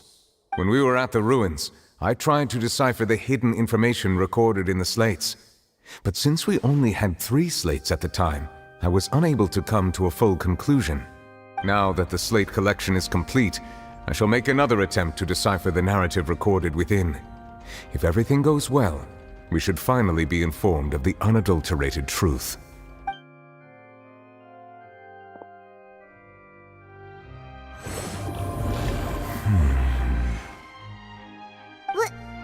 Well? Did you get it? I believe I should share this truth not only with you, but with all the people of Fontaine as well. I will try to briefly summarize it for you. Your hypotheses regarding the origin of Fontainians and the sin of the Hydro Archon were both correct. In the Fontaine of old, the previous Hydro Archon sensed the yearning of her Oceanid familiars for life on land. The Oceanids were enamored with the beauty and romanticism of human beings, and wishing to have those experiences for themselves, expressed to the Hydro Archon their desire to become of a similar kind.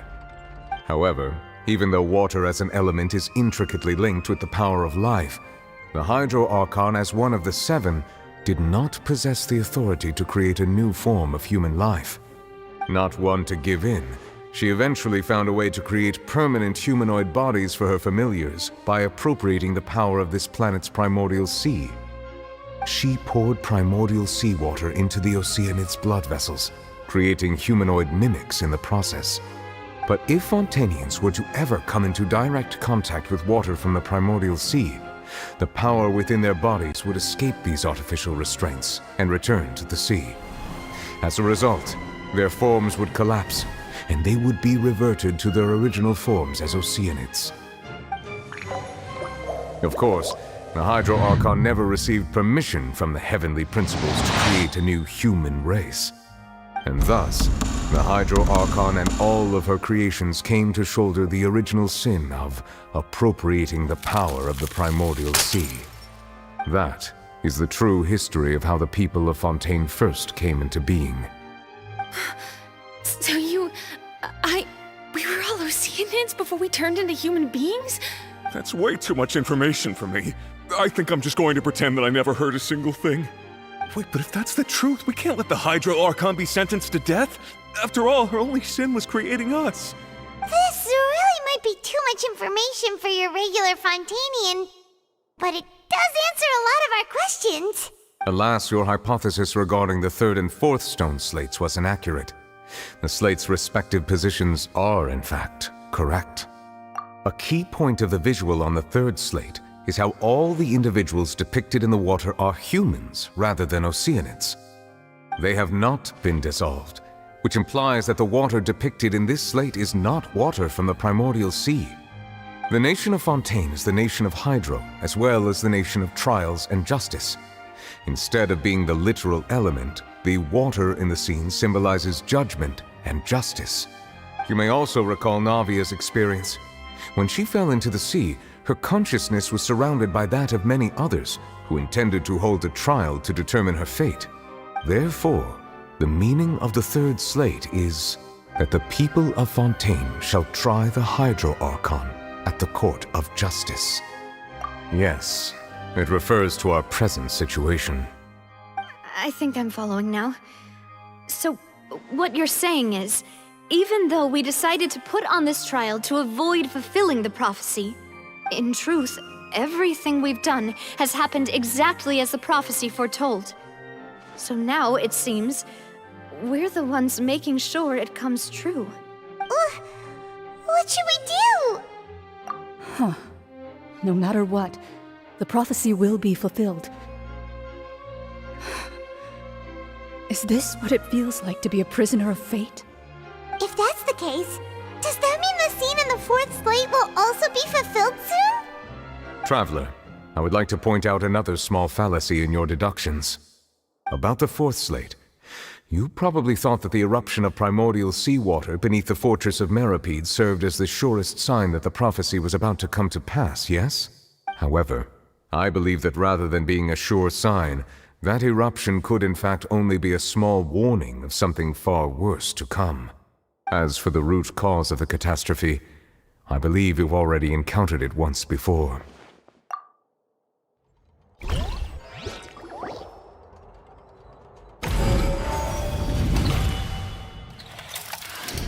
This eruption was just a small warning of the things to come. We must find the root cause of the disaster.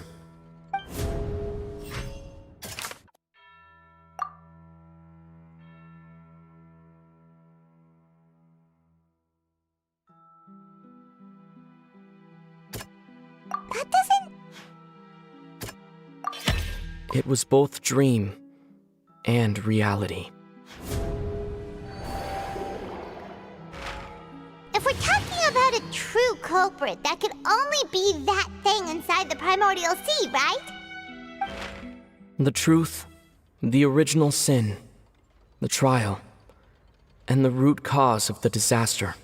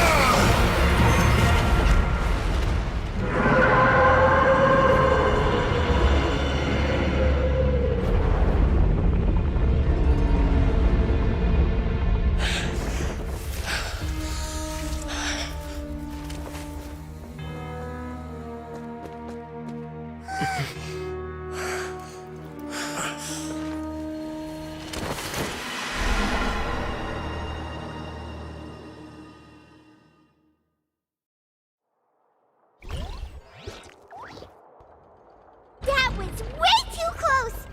How did that thing just burst into the Opera House? Wait, was that the huge whale you saw in your dream? So we've met it at last. I understand very well why it has chosen to make an appearance here. That whale does not belong to Tevat. It is a monster that has traversed the stars, weeping all the while. It has been greedily consuming the energy from the planet's primordial sea, using it to grow. That is the main cause for the rising sea levels. And once it has finished consuming all of the energy contained within the sea, its next step will be... You said that when the Hydro Archon first created Fontainians out of Oceanids, she filled their blood vessels with primordial seawater. Precisely. That whale finds the blood of Fontainians nigh impossible to resist. Therefore, when it left the primordial sea, it decided to make its next stop a packed opera house full of food. Food in the form of Fontainians. We just barely managed to push it back, right? In that case, won't it come back to target the people again once it's managed to recover its strength? That is correct. Indeed, it is more accurate to say that we should thank that Harbinger for buying us some time. Without him, the whale would have likely come onto land far sooner. From the way he looked, he must have been fighting the creature for quite a long time. That battle maniac. We've always known that he had a special connection with that whale, but we definitely didn't expect it to help us out like this. Anyway, now that we know that this whale is the actual cause of the disaster recorded in the prophecy, all we need to do to stop the prophecy would be to find a way to beat it up, right? It is too late. It had already absorbed too much of the primordial sea's energy before we could notice it. At this point, it has become practically integrated with the sea itself. Even if the entirety of Tevat were to be destroyed, it could still survive and swim off towards some other world. That's not something I will accept. We've already done everything we can, and we even found the true culprit. We've come so far. You can't just tell me that the last hurdle is some impossible foe. That's just not fair. Indeed, that's not how a grand performance should end. I'll fight it to the end, no matter what. So the prophecy will be fulfilled no matter what, huh?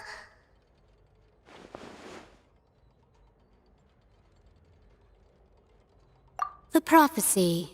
Yes, what has been prophesied will be fulfilled. You may view such things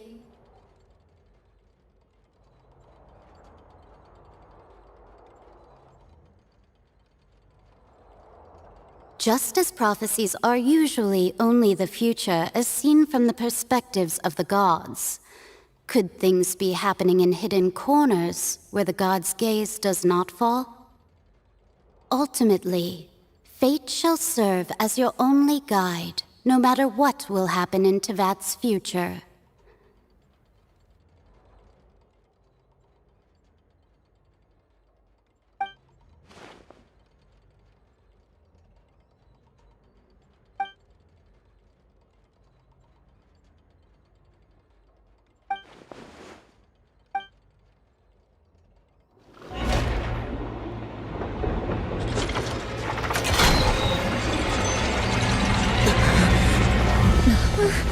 What's happening with the Oratrice? I believe it is preparing to carry out the death sentence.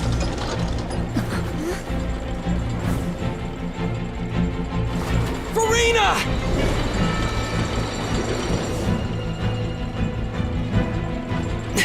No, I still need answers.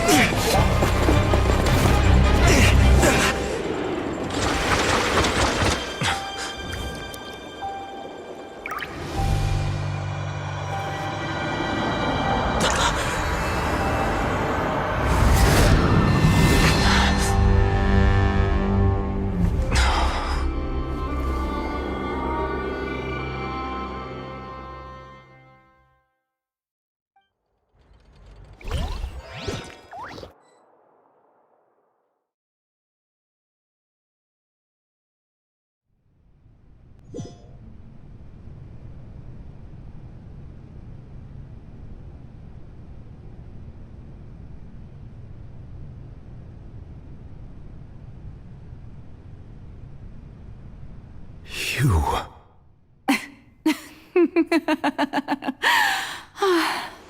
Sorry. That shocked expression on your face is just too amusing. I couldn't help myself. You are not Furina. Who are you? The sweet sound of bewilderment. Marvelous. A sure sign that my attempt to deceive everyone was a resounding success. But to answer your question, I am Focalor. You know, the god. Focalor? Why did you deceive us? Oh, that wasn't my goal, of course. Goodness, no.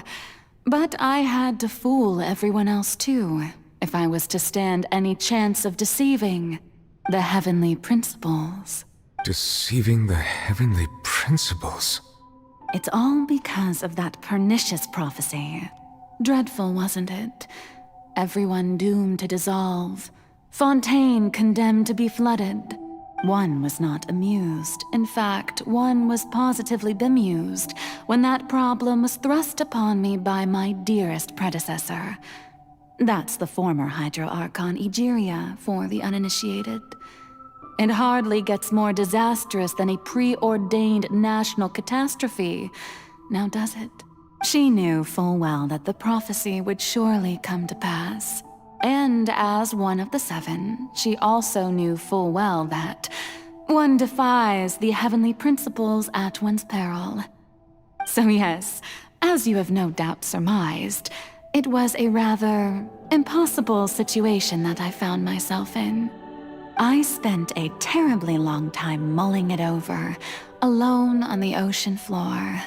And I was almost growing barnacles by the time I finally realized there was only one possible solution to this confounding conundrum.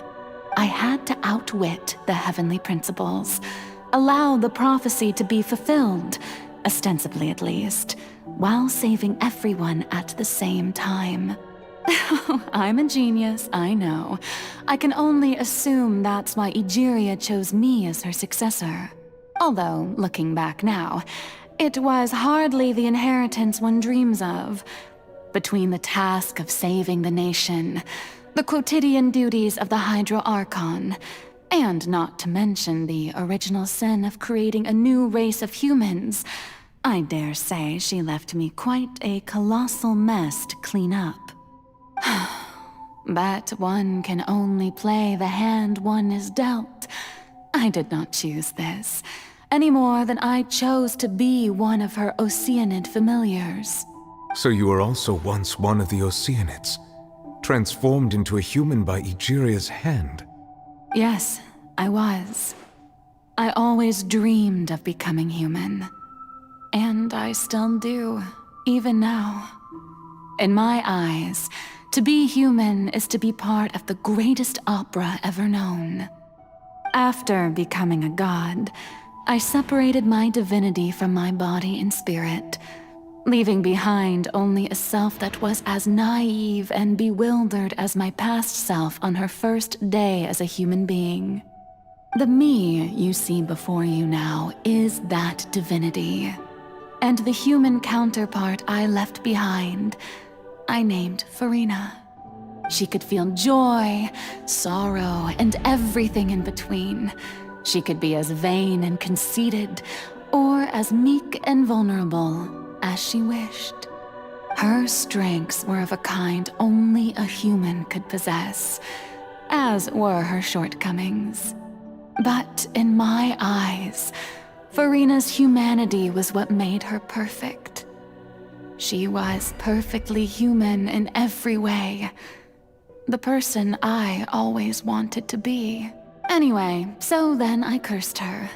All part of the plan, of course. The plan to deceive the heavenly principles. Do you still remember the final scene of the prophecy? The Hydra Archon alone, weeping on her throne. In order that the prophecy might appear fulfilled, I invited Furina to be an actress, to play the part of the Hydro Archon in the prophecy. Under the curse I placed on her, So long as I, Focalor's divinity, continued to exist, she could not die. But nor was she free to live her life in the pursuit of happiness. Instead, she was forced to take the stage in the opera house, to embrace the role of leading lady, to forever play the part of the god from the prophecy, all to create a deceitful appearance of that prophecy coming to pass. I suppose now you probably understand why your court is called the Opera Epiclese. But Furina is only human, isn't she? Even though she has had a long life, her mind is no stronger than that of any other ordinary human being. I cannot begin to fathom what she has had to endure. It must have been torture for her. It has indeed. And although she is, in a sense, me in human form, I most definitely owe her an apology for it.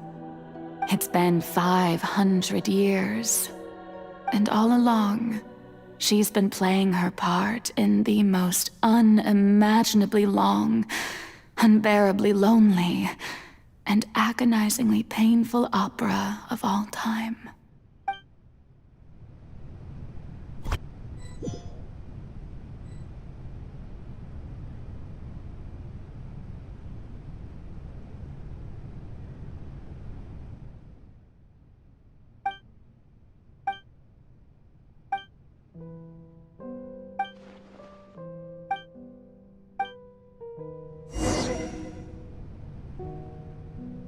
Behold!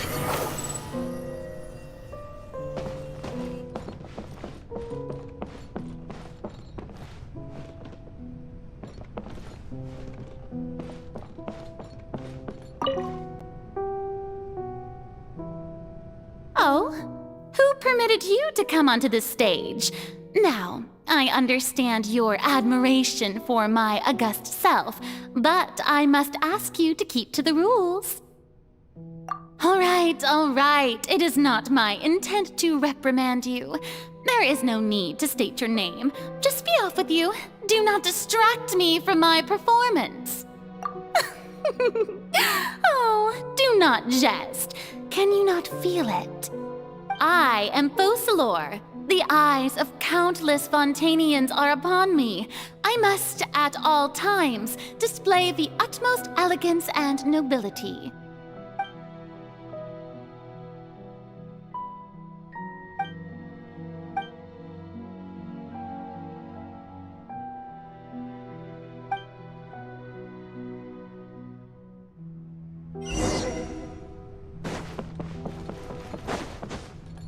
Dear audience, the performance is experiencing a technical difficulty, but worry not. The guards shall resolve it soon enough. Swallow Fury! Ha!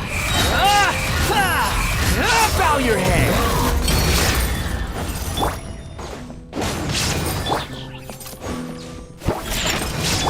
Shine down! Behold!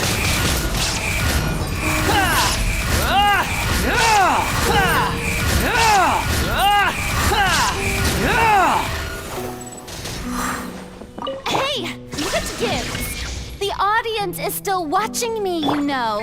Guards? Wait, where are the guards? Guards!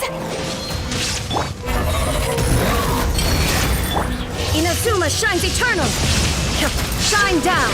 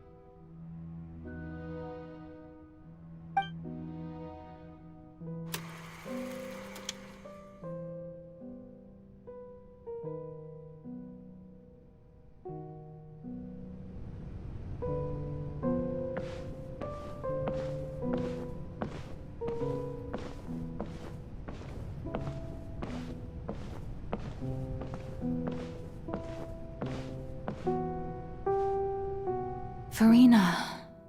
Furina. Huh? Who's that? Who's calling me? Where are you? Be not nervous. Be not afraid. I am before you. Wait a moment. You're near me? How can this be? Mirror you, huh? You know what? That's not bad. Let's go with that. Mirror me? What do you wish to say? The prophecy. Have you heard of it? What prophecy? Wait. I know. I think.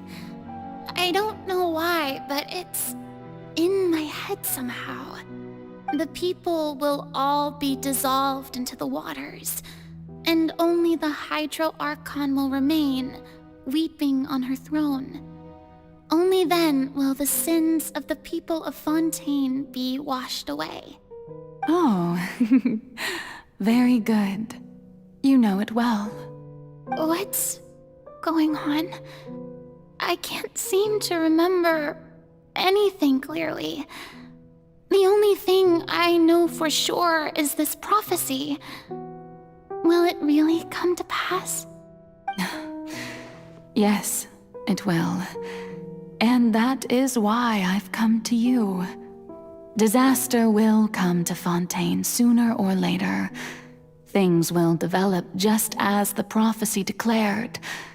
There is no escaping it. But doesn't that mean everyone will die? I'm a Fontainian just like them. Will I dissolve too? Oh, don't worry. Magical meetings exist in this world precisely to give people a chance to turn things around. It is the reason why you met me today. I will tell you how to save everyone, but you may have to suffer somewhat. Oh, so there's still hope after all. Goodness, you frightened me. You spoke so much and with so much certainty. As for the suffering, well, I will admit that the first thing that came to mind was, why do I have to be the one to suffer? But if the prophecy will come true, I'll also die anyway, right? So if I've already met you as my magical meeting in this world, if there were scales, with all the people of Fontaine on one side and my pain on the other, is it not obvious where the scales should tilt? You truly are the perfect human, my ideal. I suppose this would also be the justice that belongs to you. Huh?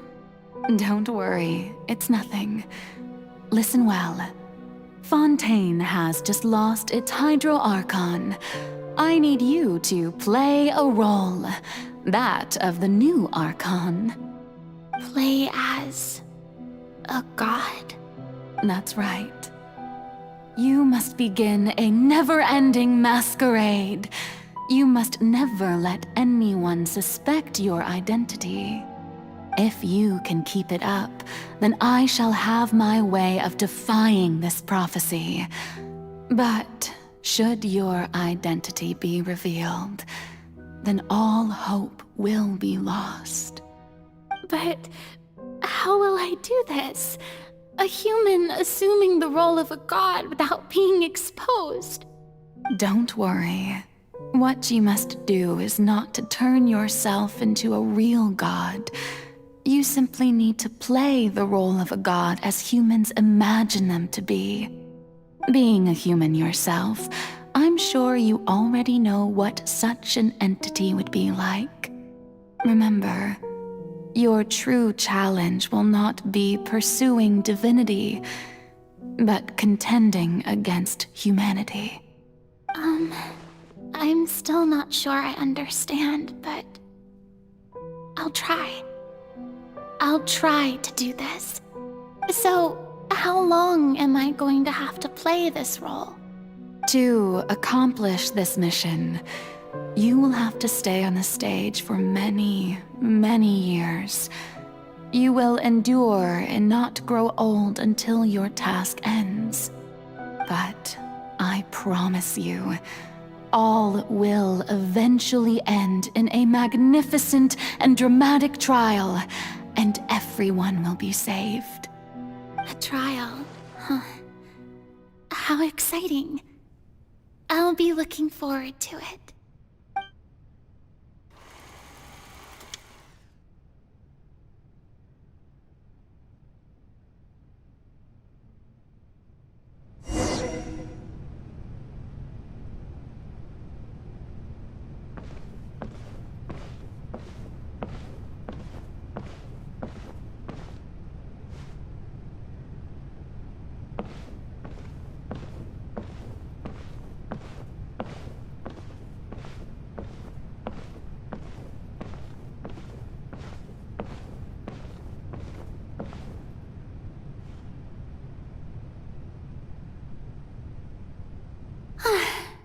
The Maison Cardinalise has announced my accession, but this is my first time facing the people.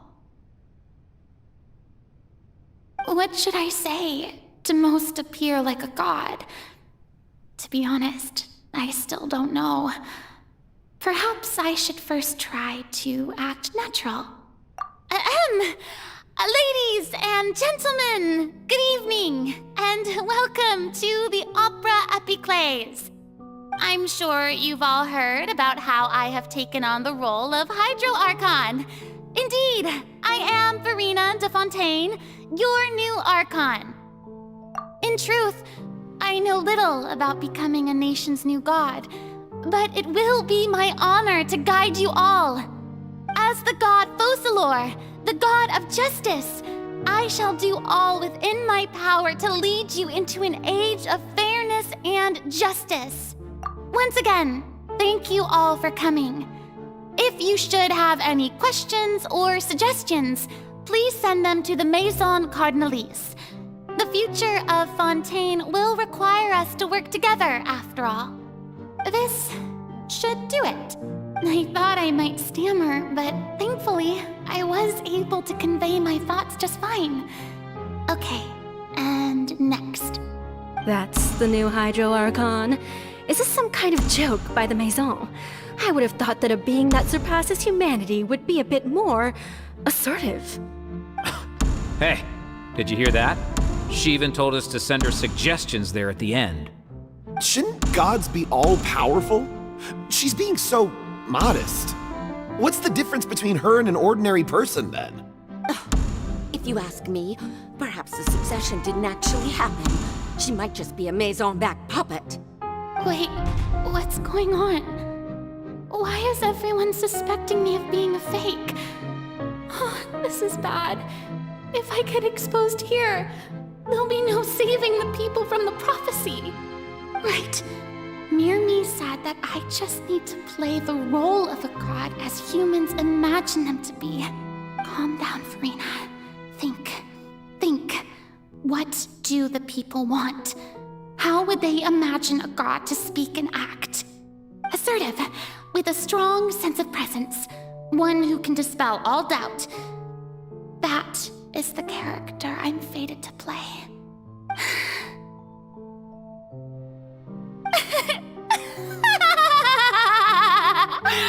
Oh, very good, my people. Only ones such as you are deserving of my rule. Now, I was wondering if some weak puppet were to one day come onto the stage and claim ownership of this opera house, would the children of Fontaine follow them? Well, it seems that you would all see right through them. Having passed my test, you are qualified to witness wondrous trials alongside my august self, here in this opera house. You may consider my previous act a door gift of sorts. I thought it was a debut that suited the atmosphere. Now then, let us be reintroduced. Ah, so that was just a performance. How could I have forgotten that we were inside an opera house? Her personality. It's quite shocking, to be honest, but I suppose it's a better look than before. Such a fascinating and bold deity. How wonderful! Our future may yet be bright after all. It seems I've turned them around. Best follow this flow and restart my accession speech. My dear people, whether you acknowledge me or not, whether you trust me or nay, I say to you, keep faith in your ardor for justice. We have heard it said that this nation's sins can no longer be washed away. Well, I say that justice is most fragrant when it blooms amid sin. No, this won't work. They'll suspect me again. I must play the role that they want me to play. The scales of justice should not weigh heavy in the hands of its god.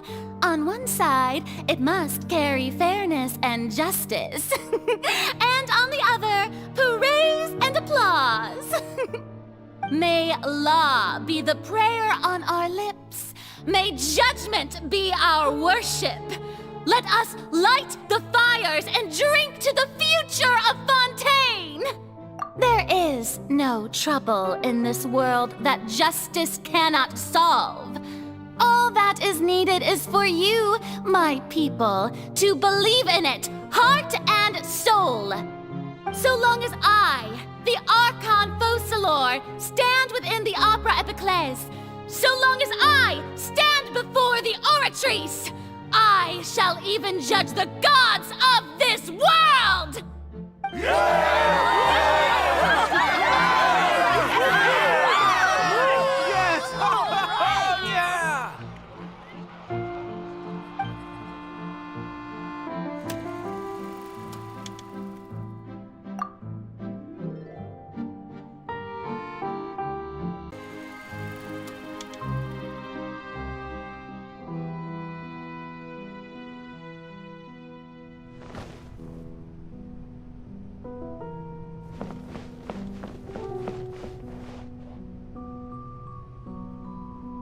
Lady Furina, here are today's case reports, as well as a summary of the follow-up for your perusal.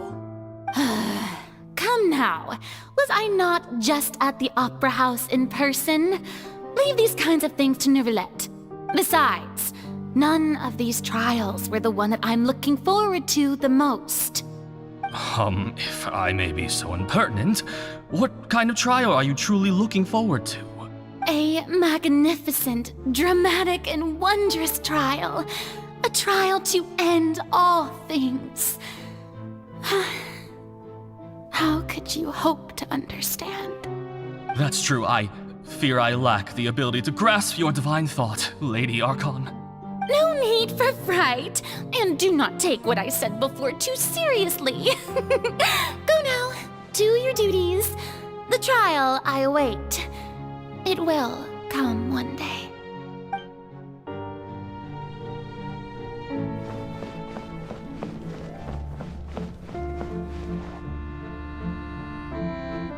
Lady Furina, I don't know what to say. Thank you for agreeing to see me. No need to thank me. Or rather, thank your own sense of perseverance instead. Long have you stood in line to meet me, have you not? Oh, I'm afraid that's just an inevitable consequence of my divine charm. All right, Deoteria, is it? How is your son's illness? You remembered me, and you knew of my family, too. He is doing much better now. In fact, he is far more of an ardent believer than I. He was the one who forced me to seek an audience with you, and to bring your words back to him. Oh, good. Very good. If this should happen again in the future, please do not hesitate to come and tell me. Going down to citizens' homes every so often, while not usual practice, should serve as a fine change of pace. Oh, you're such a gentle and wise god. Thank you once again, on behalf of my son.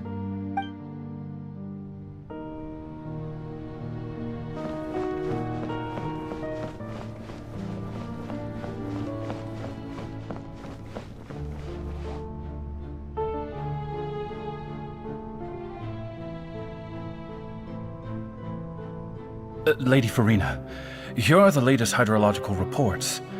As for the specific parameters you asked to take note of, I'm afraid things still don't look good. I see. It's as I thought then. As your god, I did already expect this, but I wanted to see how far your human wisdom would allow you to analyze it. All manner of signs indicate that the prophecy will still come to pass. Forget it. That's not something you need to worry about right now. Well, as I understand it, the Fontaine Research Institute is also trying to find a way to counter the rising water levels. Really? Have they found anything?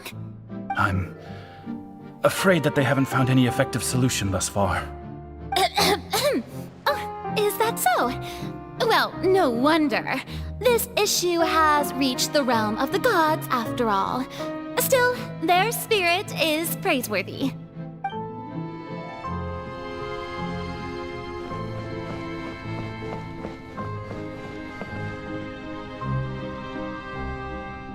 The day is finally over. I haven't had a moment to breathe this whole time.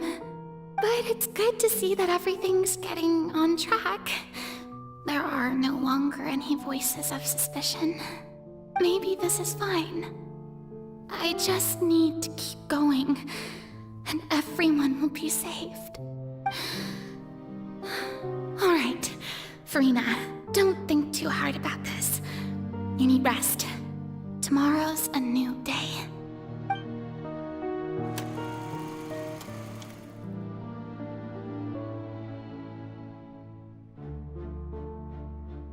Lady Furina, here are the new trial reports for the latest cases, as well as a summary of the follow-up.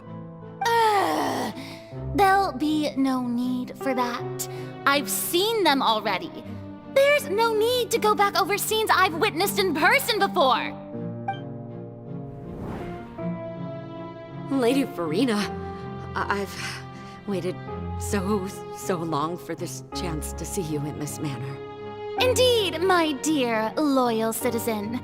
This joyous moment is an honor for us both. Lady Furina, we're detecting significant hydrological anomalies near Poisson. Understood. Keep monitoring. Keep me informed should anything come up at the Institute.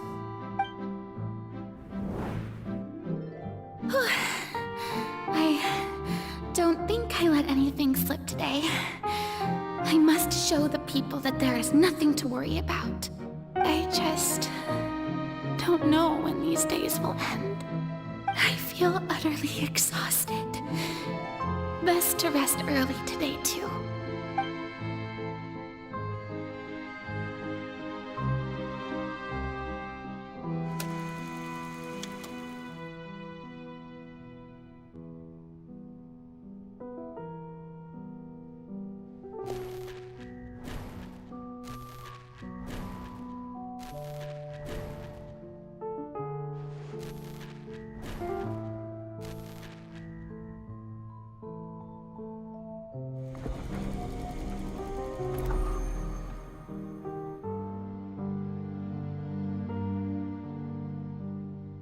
Lady Furina, it's like a dream being able to speak with you up close like this. I've heard that the first member of our family who was honored to receive an audience with you was Madame Deoteria, almost 20 generations ago. And what a fine family yours is indeed. It brings me great joy to meet such a faithful believer, a descendant of a line most ardent. Surely you exaggerate, Lady Furina. My lady?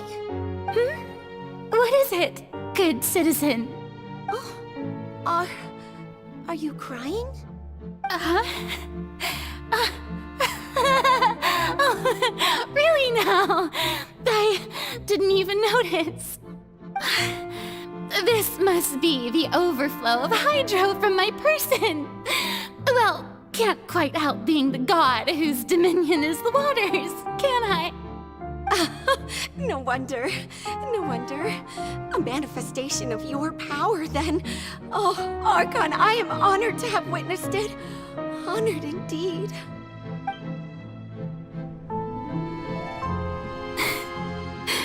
So interminable. So lonely. Just how much longer? Hundreds of years must have passed by now. Perhaps the show must go on for hundreds more. I never imagined that it would hurt so much. Have I reached my limit? No. Perhaps I reached it long ago. Today I didn't even notice my own tears. I want to tell someone, anyone, about this. But would that not destroy all I've done so far? I've conducted so many investigations across the centuries. But there's not even a sliver of hope.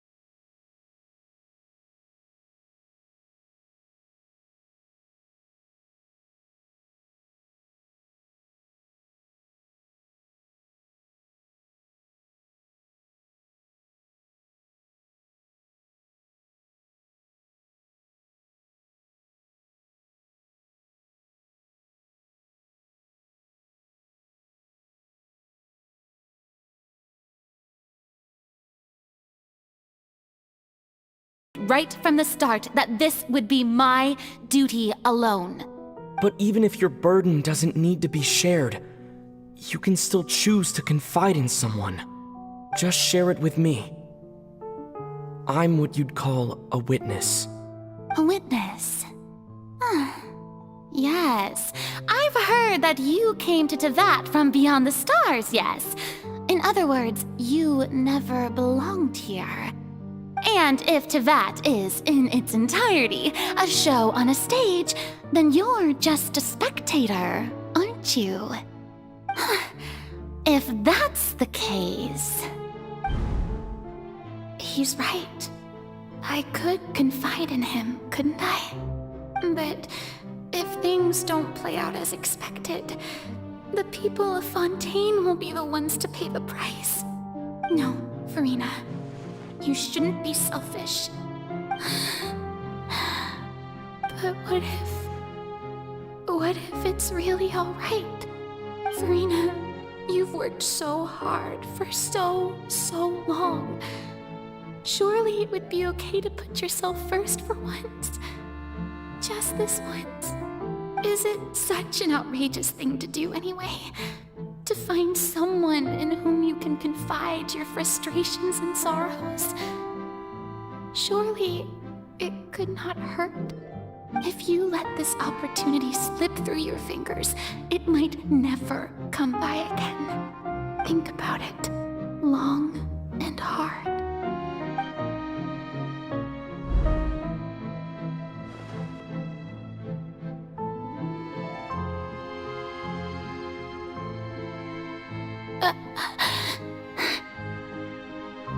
No, I have nothing to say. I am Furina, the Archon of Fontaine. Everything will surely get better. All you need to do, dear spectator, is to witness my performance until the curtains fall.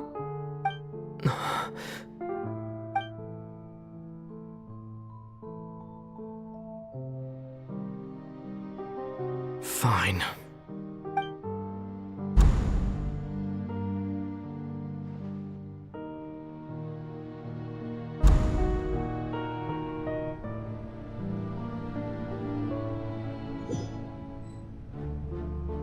So even Furina doesn't know the truth? You've never once let her in on the full plan? Yes, it had to be done. To deceive the heavenly principles, you must first deceive yourself. She did very well. If she had let her resolve falter even once in these 5 centuries, Fontaine would have been doomed to the most tragic fate. It seems that trusting humanity was the right decision after all. I believe that I understand how your deception works, but that is only half the truth, is it not? How would you build on this foundation to save the people of Fontaine? That is the most important thing. Ah, good. Of course, the Iudex of Fontaine has pinpointed the crux of the issue. I'm sure you've long sensed that the Oratrice is no simple machine, yes? I've always suspected that it had its own consciousness, and Lenny did mention that he heard a human voice within the core chamber. It now seems that that person was you, hidden within the machine all along. Am I right? And then I became one with the Oratrice, taking Fontaine's gnosis with me. Yes, it would seem so, wouldn't it? Alas, your understanding of this device still lacks sufficient depth. In truth, it is no enactor of justice. It is, in fact, a device created to kill the god of justice. I beg your pardon? Oh, you have it.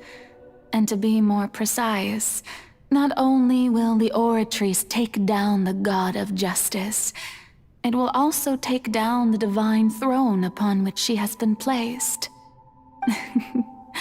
I mean, did you think I would be the sort to enjoy peaceful repose while Furina suffered? My work over these last 500 years has been to constantly accumulate indemnitium within the Oratrice.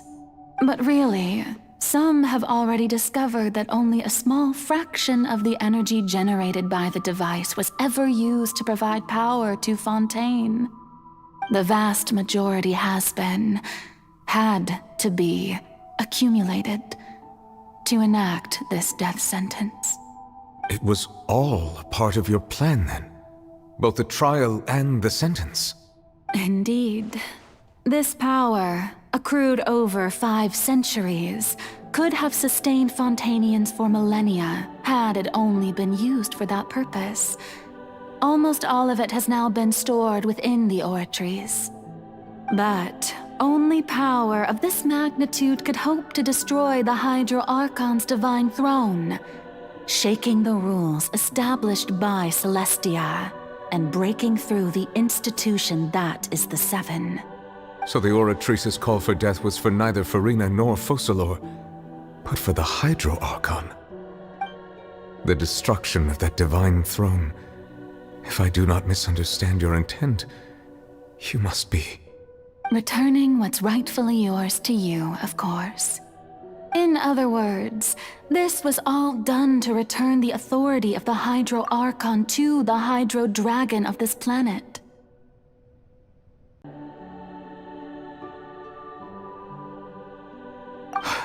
But...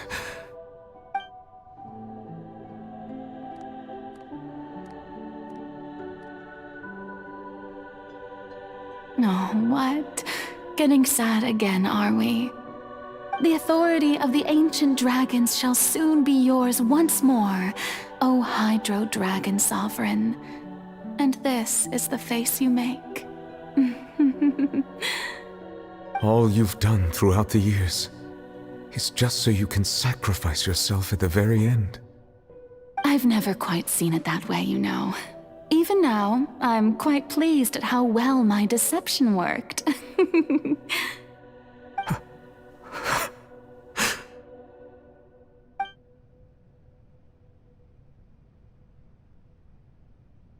Hydro Dragon, don't cry. I must say, had it been within my rights, I would have loved to judge the heavenly principles themselves. Were they not guilty of essentially the same crime? Egeria stole the power of the primordial sea, and the heavenly principle stole the power you ancient dragons possessed. I, for my part, am the god of justice. And is it not just that your original powers should be returned to you? Speaking of justice, I have always believed that justice lies in the process of pursuing human existence itself.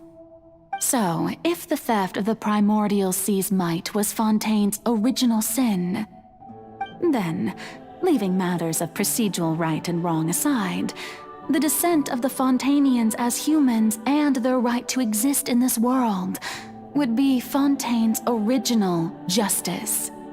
In other words, existence was Egeria's justice, and to me, justice is the continuation of that existence.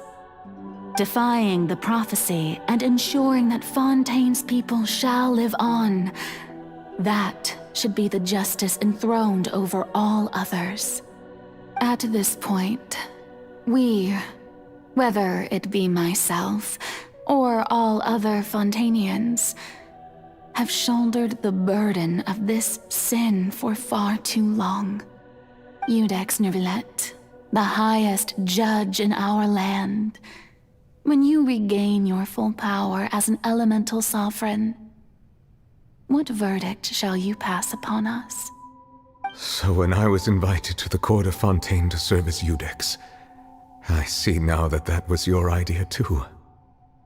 At last, I now understand the true purpose behind this position. In the beginning, I was uninterested in human existence. But these 5 centuries of living alongside them have gradually brought about mutual understanding between us. And I have even attempted to feel as they feel. You are a devious one, Focalors. Things being as they are, surely you know that I could never declare them to be guilty.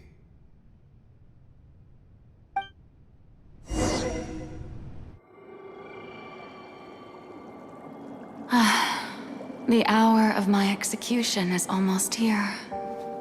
For the sinner, the curtain call has come. I know I may not sound it, but faced with death, I find myself a little afraid. Perhaps this is one thing both gods and humans have in common.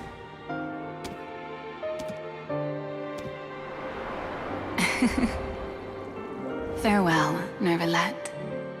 I hope you've enjoyed the part you played these 500 years.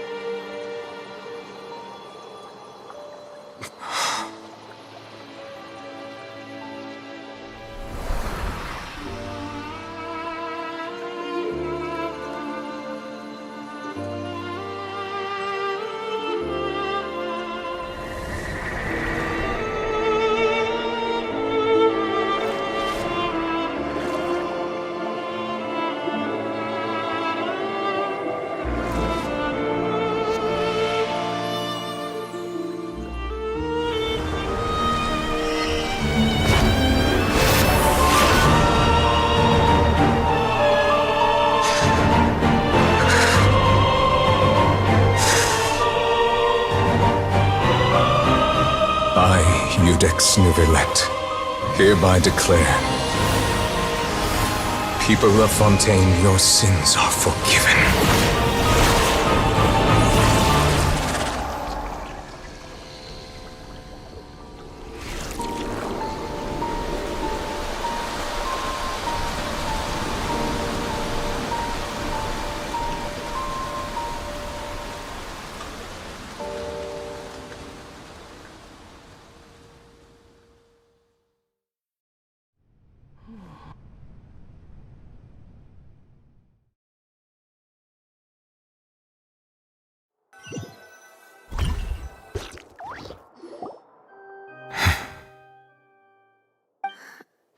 What just happened?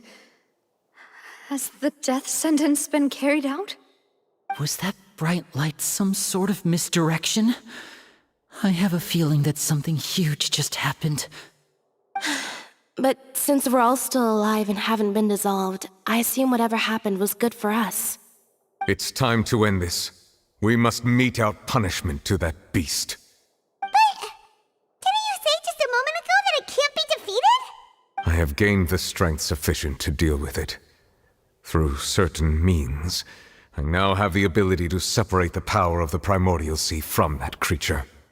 We should seize the opportunity to pursue our quarry. Traveler, now that the Oratrice can no longer function, I require an executor to help me mete out justice. The root of the calamities befalling Fontaine, the beast that enacts the prophecy. Its name is the all-devouring narwhal. Come with me, traveler. The hour of execution has come.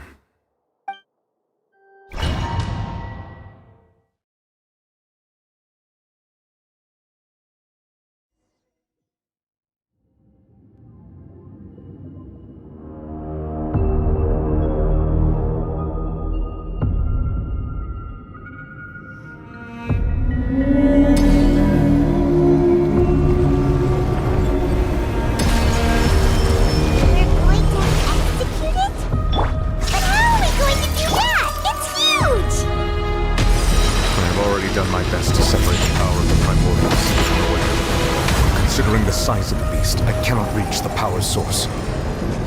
Unless we can find a way to attack it from within. I shall share a part of the ancient dragon's power with you. Now look for an opening to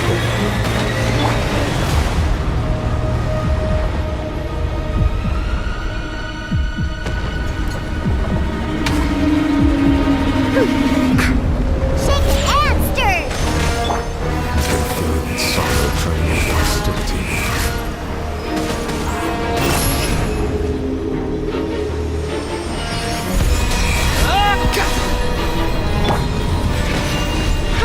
Think you can bully me?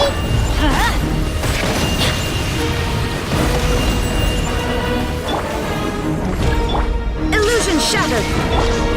Can't handle your dream. The all-devouring narwhal cannot resist its instinct to devour. Continue to trigger its hostility. Chance will present itself. No escape!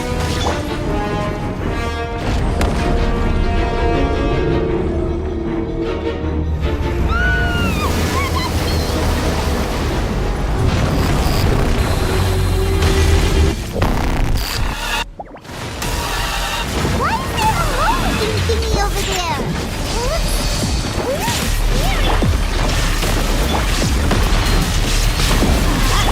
Inazuma shines eternal! Squall Fury!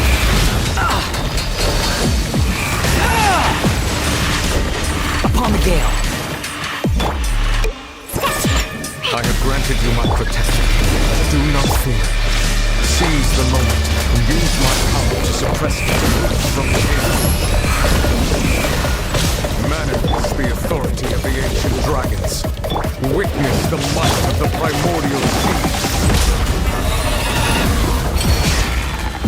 Look at you, Fontaine. Think you can bully me?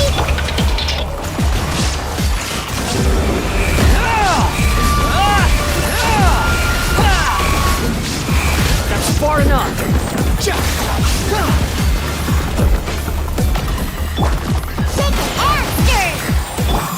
Let's light it up! There is no escape! Torn to oblivion! Everybody stand back!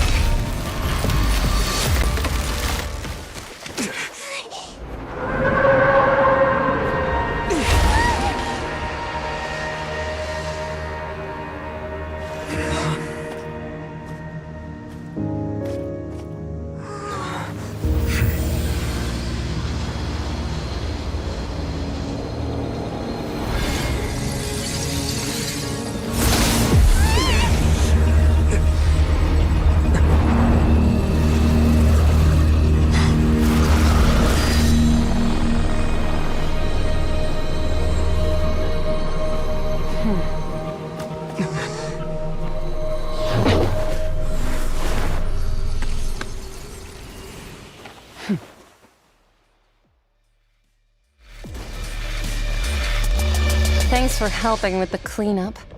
It should have been my job, but... oh well. It was just supposed to be a short private training session for me. I didn't think that my disciple and my master's pet would start brawling in the meantime. Well, actually, I had a feeling that it would happen at some point, but they bumped into one another earlier than I thought. What a blunder. I suppose I'll have to swing my sword 3 million times as penance. That power. Who are you exactly? Paimon has an idea. From what she said earlier, she must be Child's master. Skirk, right?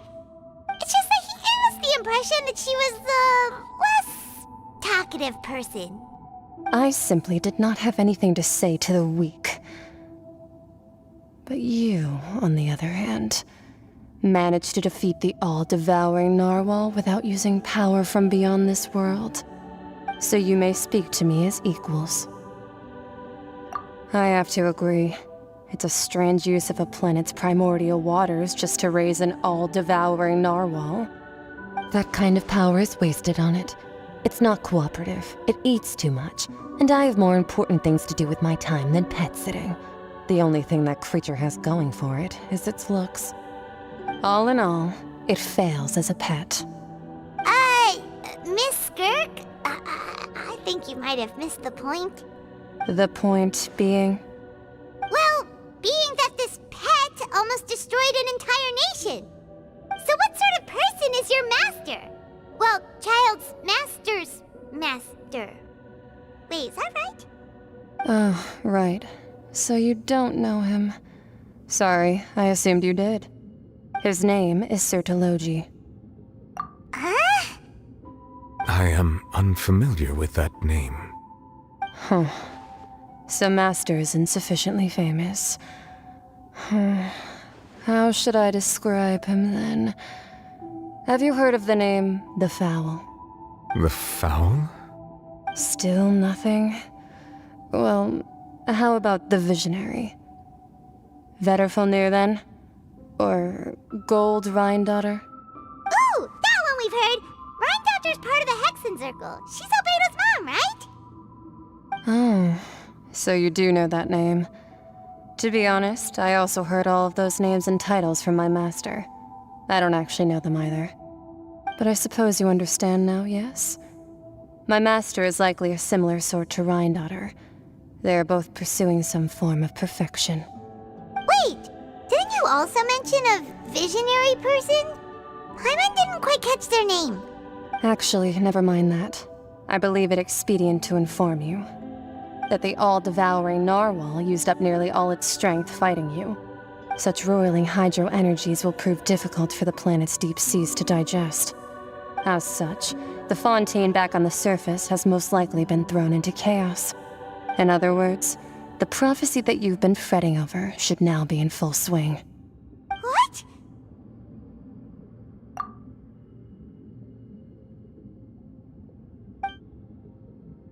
Not to worry. Focalor has already managed to deceive the heavenly principles. In the end, the people will all be dissolved into the waters, and only Furina will remain, weeping on her throne.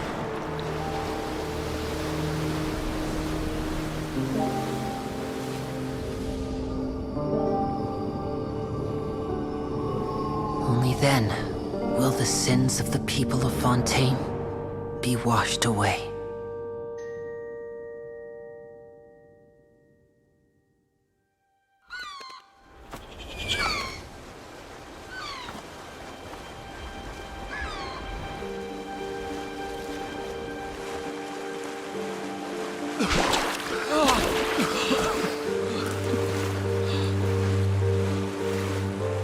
Hey! Help! Over here!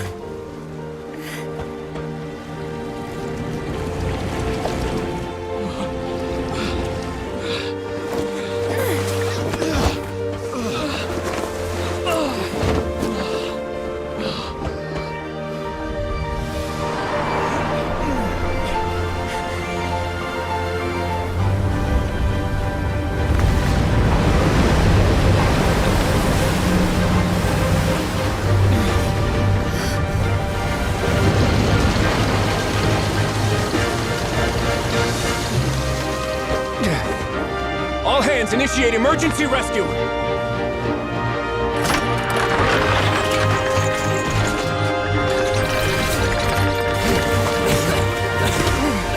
Hurry!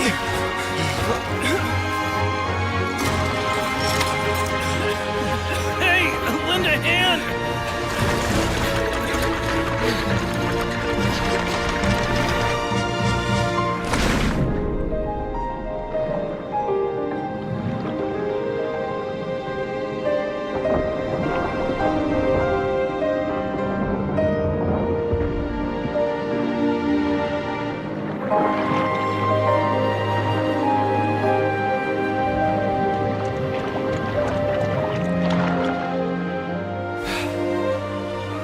Look!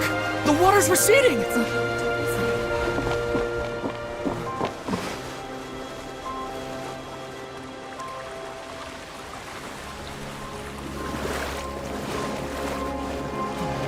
It's a miracle! Water's receding. We didn't dissolve. The prophecy was wrong. The prophecy was wrong.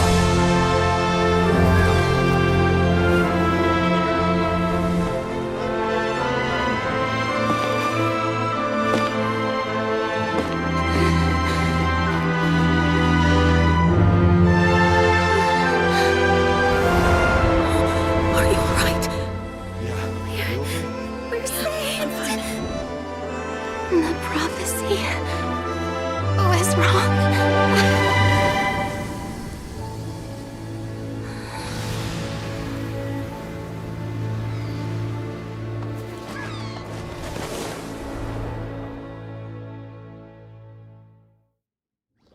No one's.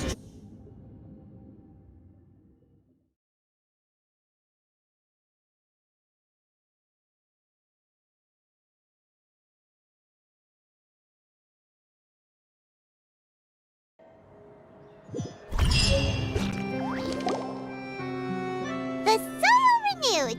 The Spina di Rosula talks post-disaster rebuilding. I recently visited Poisson to meet with Miss Navia, spokesperson of the Spina di Rosula, and we spoke about Poisson's present and future. Old soil can still give birth to new bloom, Miss Navia stated. Hope is like seeing a small cookie when you're starving late at night. You just need a little of it. Skyship Winglet, lunar brain of the Fontaine Research Institute. The various disputes that have arisen on account of Mr. Edwin have suddenly become a shield over the Institute, with Jurier turning out to be a once overlooked hidden gem. People always call the first researcher mad, but few know what to call the second. And should that latter person achieve a miracle, they would find it all the harder to find a word with which to classify him and his team. Wow! Paimon barely recognizes the people in the reports. Are those really Jurier and Navia? They sound like real big shots. What do you think? Pretty enthralling, huh? The Steambird's idea was pretty simple. With the disaster just having passed, we would print a free edition packed to the margins with good news to calm people down. The value for these big scoops lies in their inevitable follow-ups. We'll publish further reports and go into the stories behind those people. Edwin's assistant, Jurier, created a true flying ship, while Navia is leading people in the reconstruction of their home. I'm sure that these stories could draw even your well-traveled eye. Paimon's curious too! Wait a minute. Didn't we watch everything happen from start to finish? What's there to be curious about? And that's exactly why I'd like you to come conduct interviews with me. You're the best incubators of news, if you haven't noticed. And also, with you around, I'm sure I'll get to see that Duke. Are you sure? Hasn't he turned you down several times already? Oh, this time will be different. Come on! Let's head to Poisson first, and then make a trip to the fortress. There are some things you'll only know when you get there.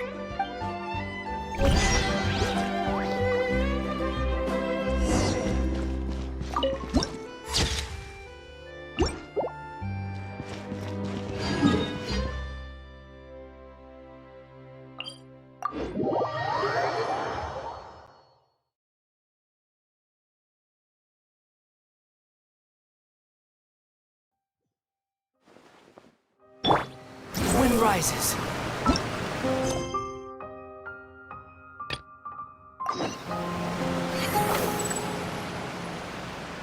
Gah!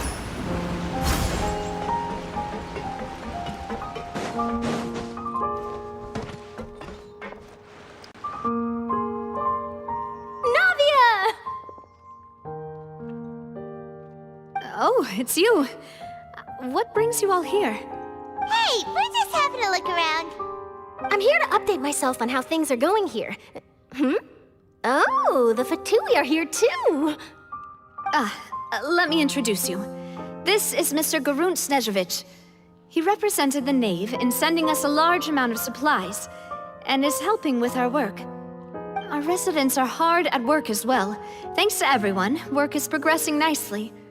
We've lost a lot of people, but we're moving forward. That will have to be enough. Hello, Miss Charlotte. I'm a big fan of yours. I especially like that article you wrote last year about Fontaine's stray cats. But if you don't mind, could you not emphasize our role too much in your report? It's not charity we're doing here. We just happen to share the same interests as the Spina. I get where you're coming from. I'll keep it as simple as possible. Or would you be willing to feature as friendly neighbors? That would be fine. Thanks. Oh, you're back too. How are things? We finished laying down the construction materials.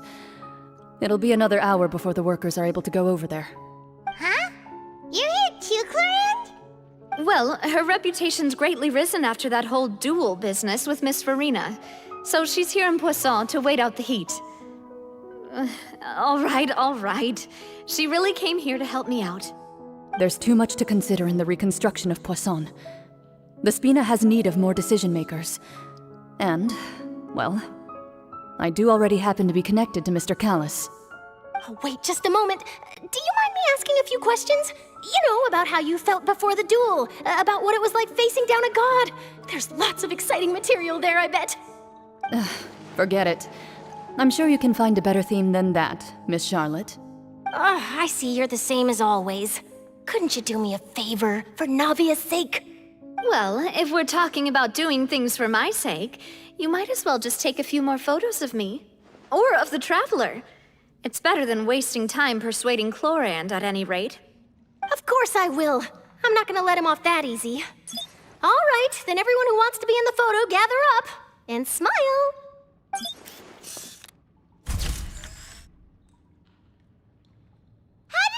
Was it a good shot? Did Paimon look cute in it? Not bad. Your addition really helped the composition of the picture.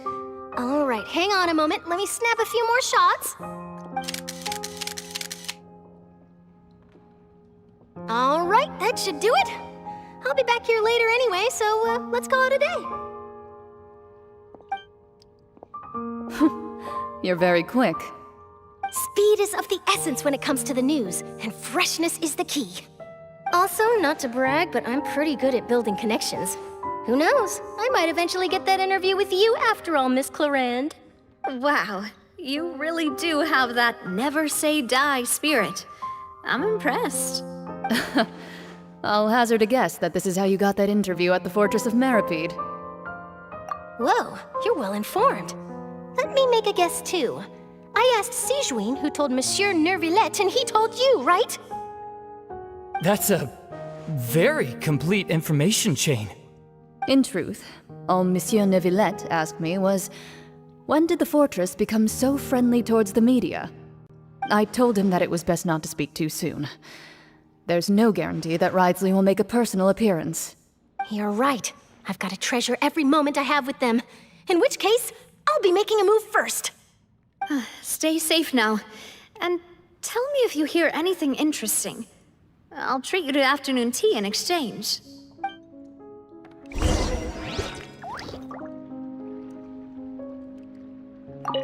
You seem curious about the fortress.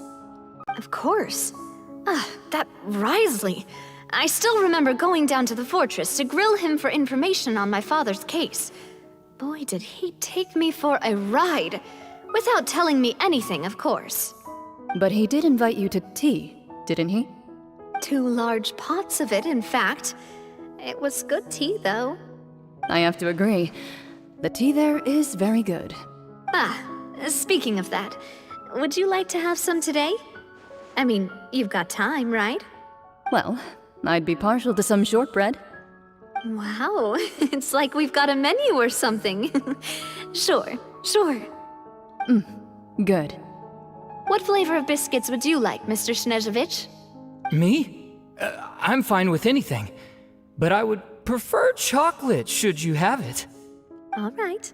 Leave it to me. I'll go over the newly arrived supplies with you later, Mr. Snezhevich. We should be able to finish the preparatory work today. That works great for me. Is it just me, or did you get a new lipstick? I did. It was a gift from Sijuin. Want to give it a try? I think the color would suit you, too.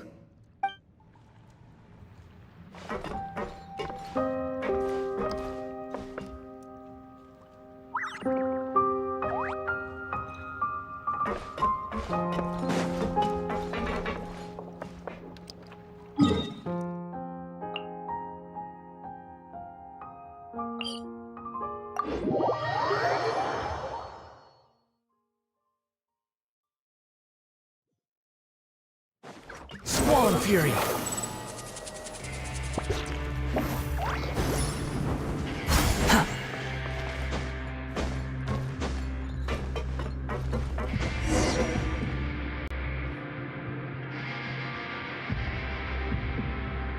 Wow, guess we're here again, huh?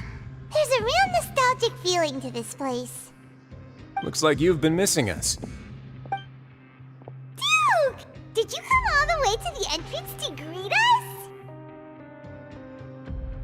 Of course. I'm here to welcome you and our dear Miss Charlotte, whom our good head nurse recommended to me. It's an honor to finally meet the much-rumored Duke. Thank you for consenting to my visit to the fortress, sir. No need to thank me. But that said, I shouldn't be the focus of your interview. I trust you recall our agreement? Of course. All right then, this way.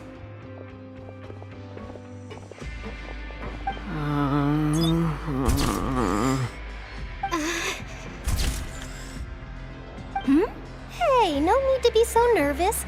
I've already taken all the photos we need.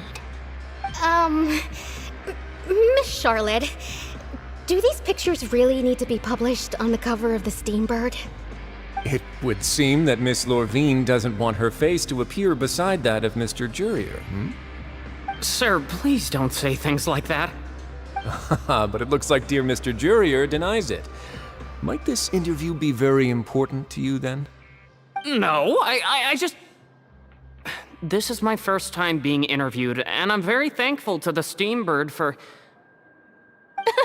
Now, I might not look it, but I actually did meet Mr. Edwin once. And I'll be honest, I enjoyed chatting with you more. You've definitely got more of that genius vibe going on.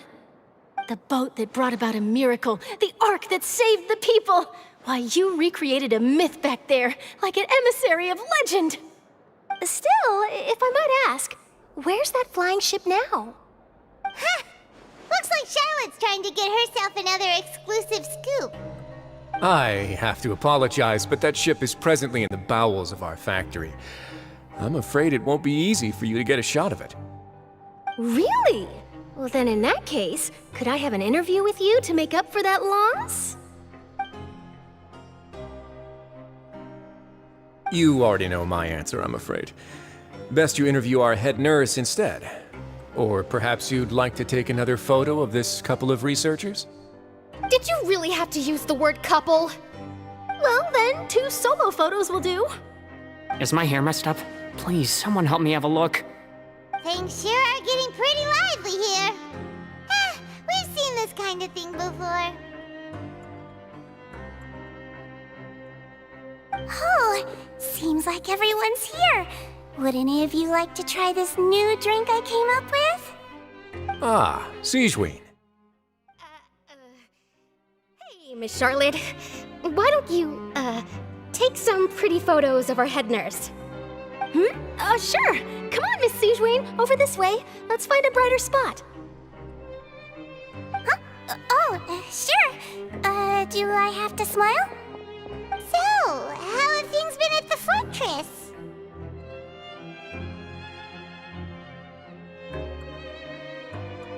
Same old, as you can see.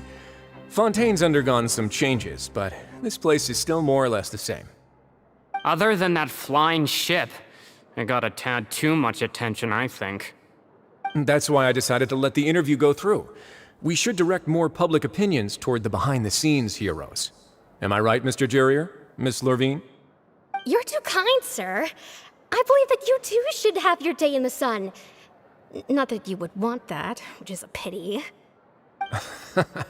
I'll just leave the spotlight to you two.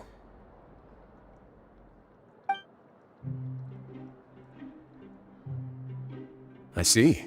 Lots of things happened that day, huh?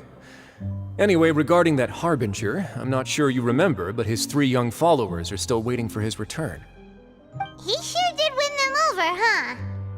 I'll tell them that there's good news and bad news. The good being that their boss seems fine, and the bad being that they must face extended sentences for abetting his escape. Oh, actually, what about you? Are things gonna change for you too? What change can there be? The fortress will keep chugging along, and so will my duties. As to what Miss Furina's departure will mean for the nation, and if our laws and governance will be transformed, we'll leave those to the folks in the overworld. Hey everyone, the photo shoot's done. Good. In that case, let's call it a day here. Thanks for your cooperation. Come on, Traveler, let's go. Till next time, everyone. There'll be a next time? Maybe. Who knows? I might write a story about the underwater factory next time. All right, last stop, the docks.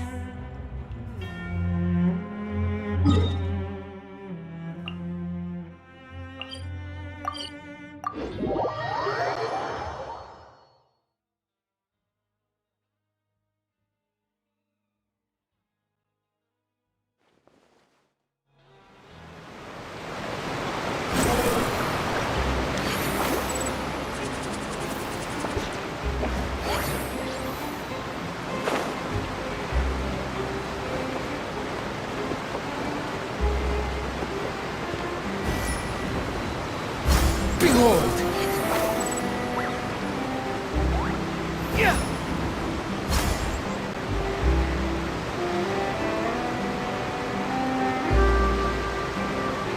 I didn't see them! They really are here! How did you know? Navia mentioned that she stayed in touch with Linny and the others after working together. Apparently, they've been at the docks distributing these strange pockets the whole time since. Traveler, Paimon. Ah, and Miss Charlotte, too. Would you like a magic pocket? What sort of gadget is it? It's a wondrous bag that can be used to carry many things. The water level has returned to normal, but if you see any of your things floating around, you can use this to carry them. Or you could trick a friend into doing it for you. Trick a friend? I wonder which of my friends would fall for that.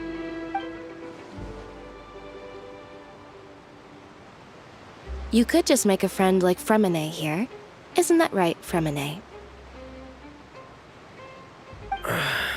Is this what you meant by I'll help you make some more friends. To be honest, that sounds pretty sweet. Could I have your contact, please? Sure. Please, write down my address. Lynette sure is working hard to help Fremine socialize. He was the one who proposed doing this.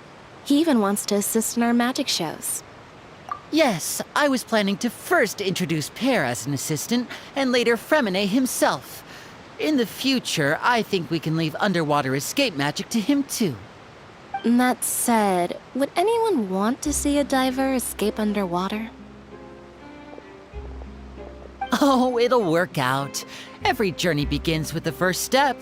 He'll become a part of our show eventually. Lynette, could you come over? Miss Charlotte says she wants to take a picture of us. Got it. My, that Charlotte is rather perceptive. She got rid of everyone the moment she realized I had something to say to you. So, how have things been, Traveler? Father says that you did a great deal during the latest events. She's very grateful for your contributions to Fontaine. That's all right. We were more than happy to help. So, what's she doing now? Oh, I guess you haven't heard. Well, after Lady Furina left, Father and Monsieur Neuvillette opened negotiations, during which he gave Fontaine's gnosis to her as a diplomatic gift. A diplomatic gift? A gnosis? Yes, I was quite surprised at first myself. But when I thought it over, there were actually a number of things going for it. It could have been done as an apology for the incident with Lord Child, or as thanks for his help in tying the all-devouring narwhal down. Furthermore, Father did also lend significant aid to Fontaine and Poisson. Well, that's true, but this is a gnosis we're talking about. Doesn't this seem a bit irresponsible? I would agree, but I've also heard that it seems that Monsieur Neuvillette has had a significant change of heart regarding the matter. So there's some reason for this that only Neuvillette knows about? I suspect you'll have to ask him about that yourself. Ah, yes, speaking of which, I did see him strolling around the entrance to the Fortress of Masquerade a while back. Isn't he real busy and stuff? Paimon didn't think he'd have the time for that. But back to the topic. The gnosis was given to the knave, right? What about Child? They say that he's returned to Snezhnaya to recover from his wounds. I hear that the recent disaster really did a number on his health. That's true. When you think about it, we've had loads of run-ins with the Fatui. To think we'd be allied with them this time. So shocked by such a simple switching of sides?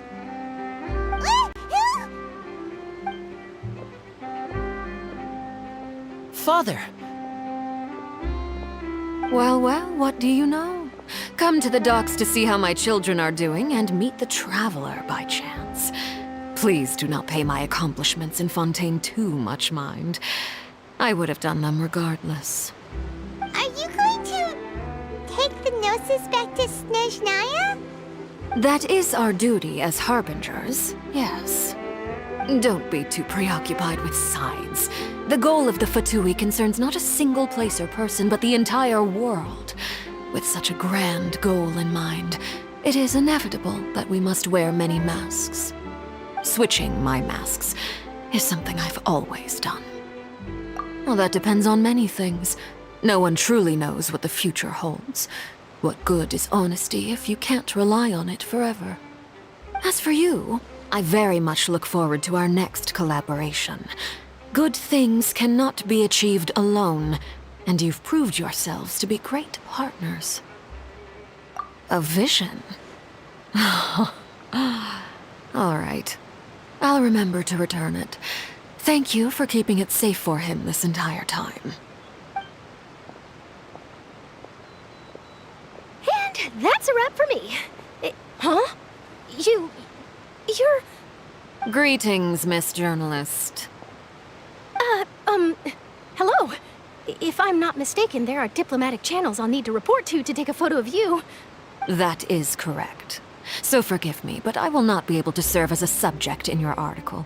However, feel free to write as much as you'd like about our dear magicians and our upcoming rookie talent. I will. The sea breeze is quite pleasant.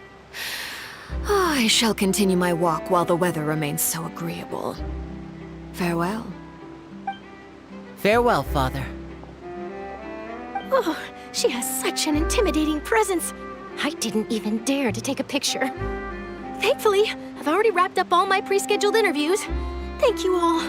This'll be more than enough for me to write about, I'm sure. Don't be too nervous. Why don't you take a magic pocket before you go? Here, Traveler, Paimon, you take one too. To move things about? That's right.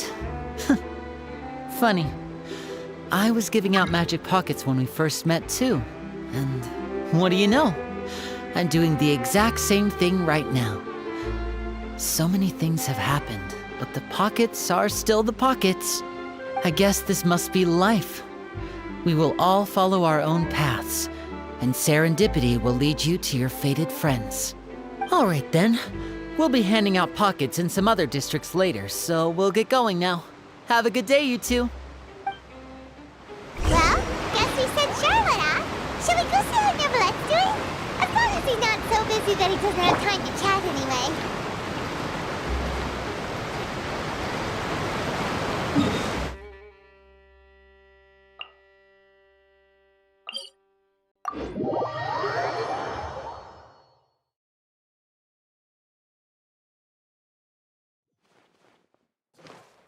Squall Fury!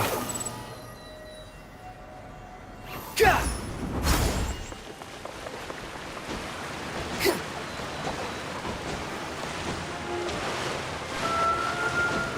The wind rises.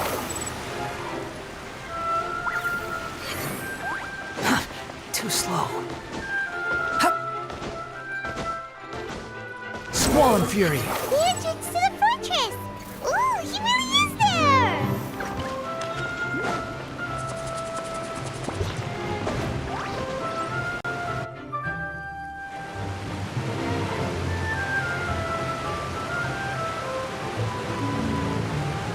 So, you really are here, Neuvillette! Paimon didn't think you were going to have free time this hour of the day. Really? Oh, I suppose you must have met Mr. Linney. He took the time to greet me earlier when he passed this way. In any case, you came at a good time. I was just considering reaching out to you to set up a meeting, so I may explain some things that I haven't had the time to before. Aw, Paimon's glad that you remembered. Thank you for keeping us on your mind, what with you being busy and all. Alright, let's have it then. How was Fontaine actually saved? The whole business is still quite the mystery to us. It is strange how words can often leave a bitter taste in the mouth when it finally comes time to say them out loud.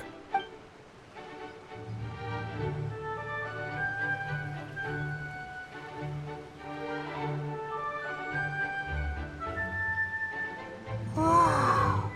So that's what happened? Focalor destroyed the divine throne of the Hydro Archon and restored your power to you, transforming you into a fully fledged elemental dragon sovereign! But Paimon still doesn't quite get what you did to save the Fontainians from dissolving. For me, the authority of the ancient dragons refers to absolute control over the hydro element. Fontainians were incomplete humans born of Egeria's use of the power of the primordial sea, with constitutions similar to that of mimics.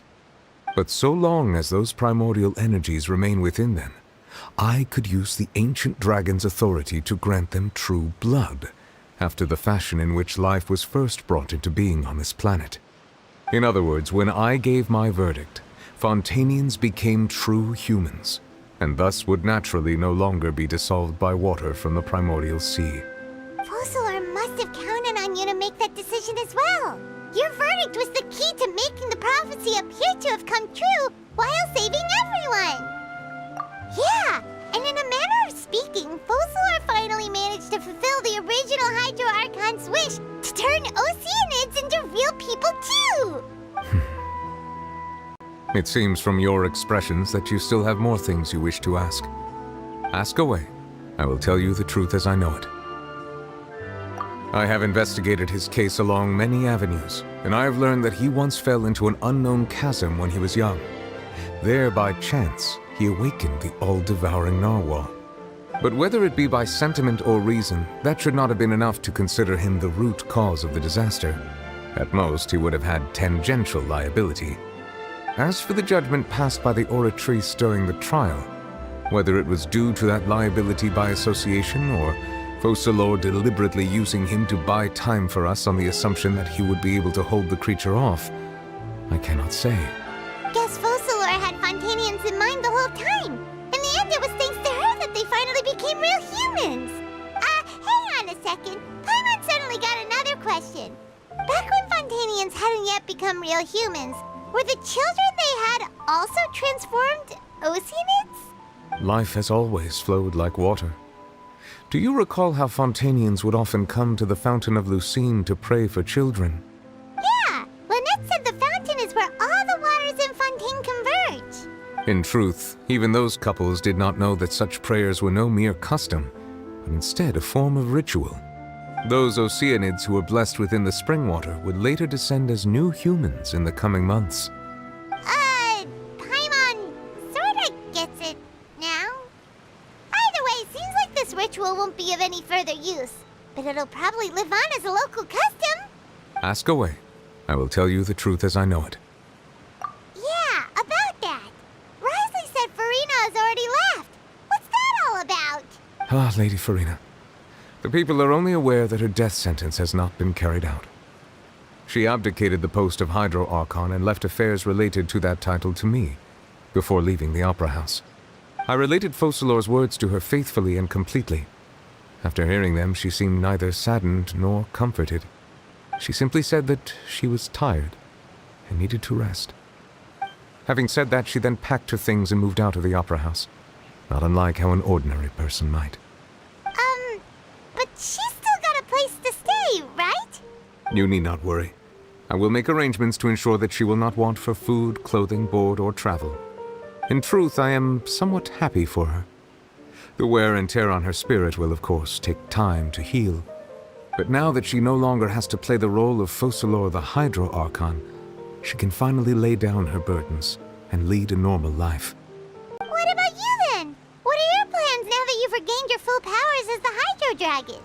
After Focalors passed on, the Oratrice also ceased to function. This matter will directly affect our trials. After much careful consideration, I've decided to take over its role in our courts. From now on, I shall hear cases and pass verdicts by myself. Looks like you're still considering stuff from the perspective of the Udex, huh? As an elemental dragon, there are indeed many things that I must do. But this power and this duty, in a manner of speaking, you could say that both were granted to me. As such, before I attend to my other responsibilities, I must first and foremost continue to serve Fontaine as its highest judge. The duty of the Hydro Sovereign and the duty of the Udex shall coexist within my person. Additionally, the Hydro Archon's departure has brought about another problem, which is that the Opera House shall no longer produce indemnitium. That's true. That power was derived from the people's faith in the Hydro Archon, wasn't it? Wait, but the various mechs and machines in the city are all still okay. Where are they getting their energy from? As I am now, I have full command over New Musia, and it can serve as a complete substitute. Another reason why I cannot quite leave Fontaine immediately. Wow. This ancient dragon's authority stuff is really quite useful, huh? Ask away. I will tell you the truth as I know it. Oh, that's right! They say you've given it to the knave as a diplomatic gift or something! Leaving aside their intentionality, the two Fatui Harbingers have indeed done much for us during this crisis. Their sole remaining goal in Fontaine, at least at this point, would seem to be the Gnosis. The Oratrice has ceased to function. The Hydro Archon's divine throne is now no more, and I do not need the Gnosis's power. As such, it has lost all meaning for Fontaine. If the Fatui have impure designs, then we might as well accede to their request now, and avoid unnecessary conflict.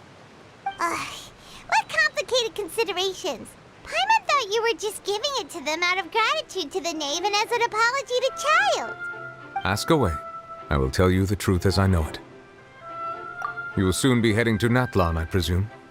I'm afraid that I have little talent as a travel guide, so all I can do is tell you what I know about that land. As far as I'm aware, Natlan can be said to be a nation of dragons. A nation of dragons? You mean like you? No, I suspect that I would not find myself welcome there. Unlike ancient dragons such as myself, the dragons of Natlan have undergone long years of development and evolution. Large numbers of them have entered a form of coexistence with humanity. Natlan is also the nation of war. War ravages those lands like an undying flame. There is one other piece of information I got incidentally from my negotiations with the Knave that I believe may be useful to you. The harbinger known as the Captain has thrown his hat into the endless ring of war. The Captain. Sounds like a real tough customer. Seriously, everywhere you look, there's a Fatui harbinger doing their thing. I suggest that you fully prepare yourself before going to Natlan. In the meantime, Fontaine's doors will always be open to you. Ask away. I will tell you the truth as I know it. Hang on a sec. Paimon still got a question about the Gnosis. When we spoke to Linny earlier, he mentioned that your attitude towards giving away the Gnosis had clearly changed. We guessed that there might be some reason for it that only you were aware of. No wonder the House of the Hearth is the Fatui's intelligence division. They are certainly sharp. So regarding this specific issue, I was just getting ready to share something with you. What is it? In truth, I exchanged some further words with that lady named Skirk after sending you two back to the surface. It went something like this.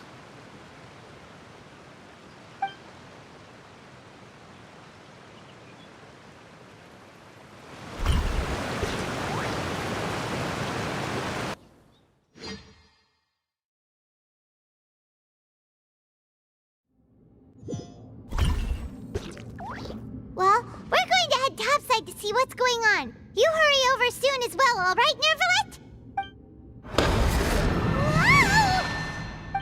What next? The all-devouring narwhal isn't here, so I'm no longer getting any interference. I can finally catch the scent of your power, what it's made of. It is the authority of the planet's primordial dragons, but with something very similar to a god's curse mixed in. It's quite a novel blend. I'm sure I've encountered something like this before. What was it again? I do not know what you speak of. Of course. How could I forget? You should have the remains of the third descender on your person, yes? Remains? I've never heard of any such thing.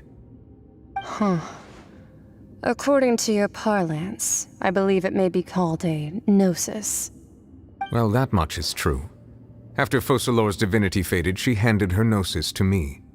But I fear I have never heard of it described in the manner that you just did.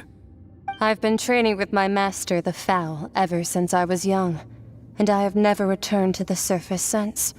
So most of the information I possess, I got from him. It is only natural for those who are greater than humanity to possess a different sort of common sense, which is why there are so many problems in our attempts to communicate with humans. Regardless, you should probably get rid of objects of misfortune to prevent any disasters from befalling you. To live in itself is a blessing. But once a person dies, the bonds he once had with this world shall all turn to curses. What do you mean by that?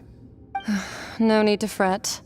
These are just my personal thoughts, and my reason for no longer wishing to return to the surface. This third descender you refer to, who are they? And when did they die? Master never mentioned them to me. Perhaps it just wasn't that important for me to know. If you're interested, though, I could ask him. I'll be sure to pass the answer on to you next time. Next time? You believe we will meet again? I do. Wait. I have a disciple of my own, don't I? He can be the messenger then.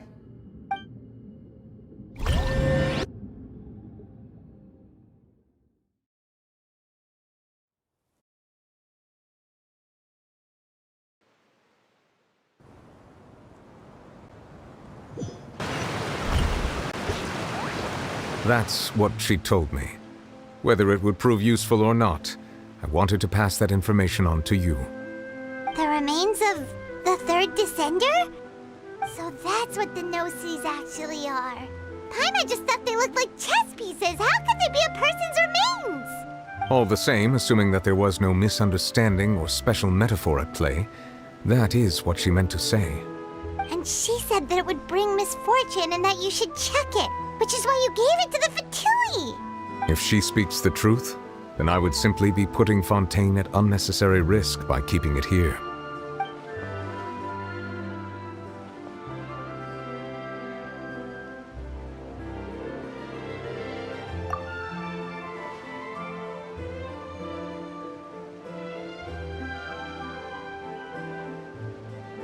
I had guessed that you might already be familiar with this concept, but I did not expect you to be one of them.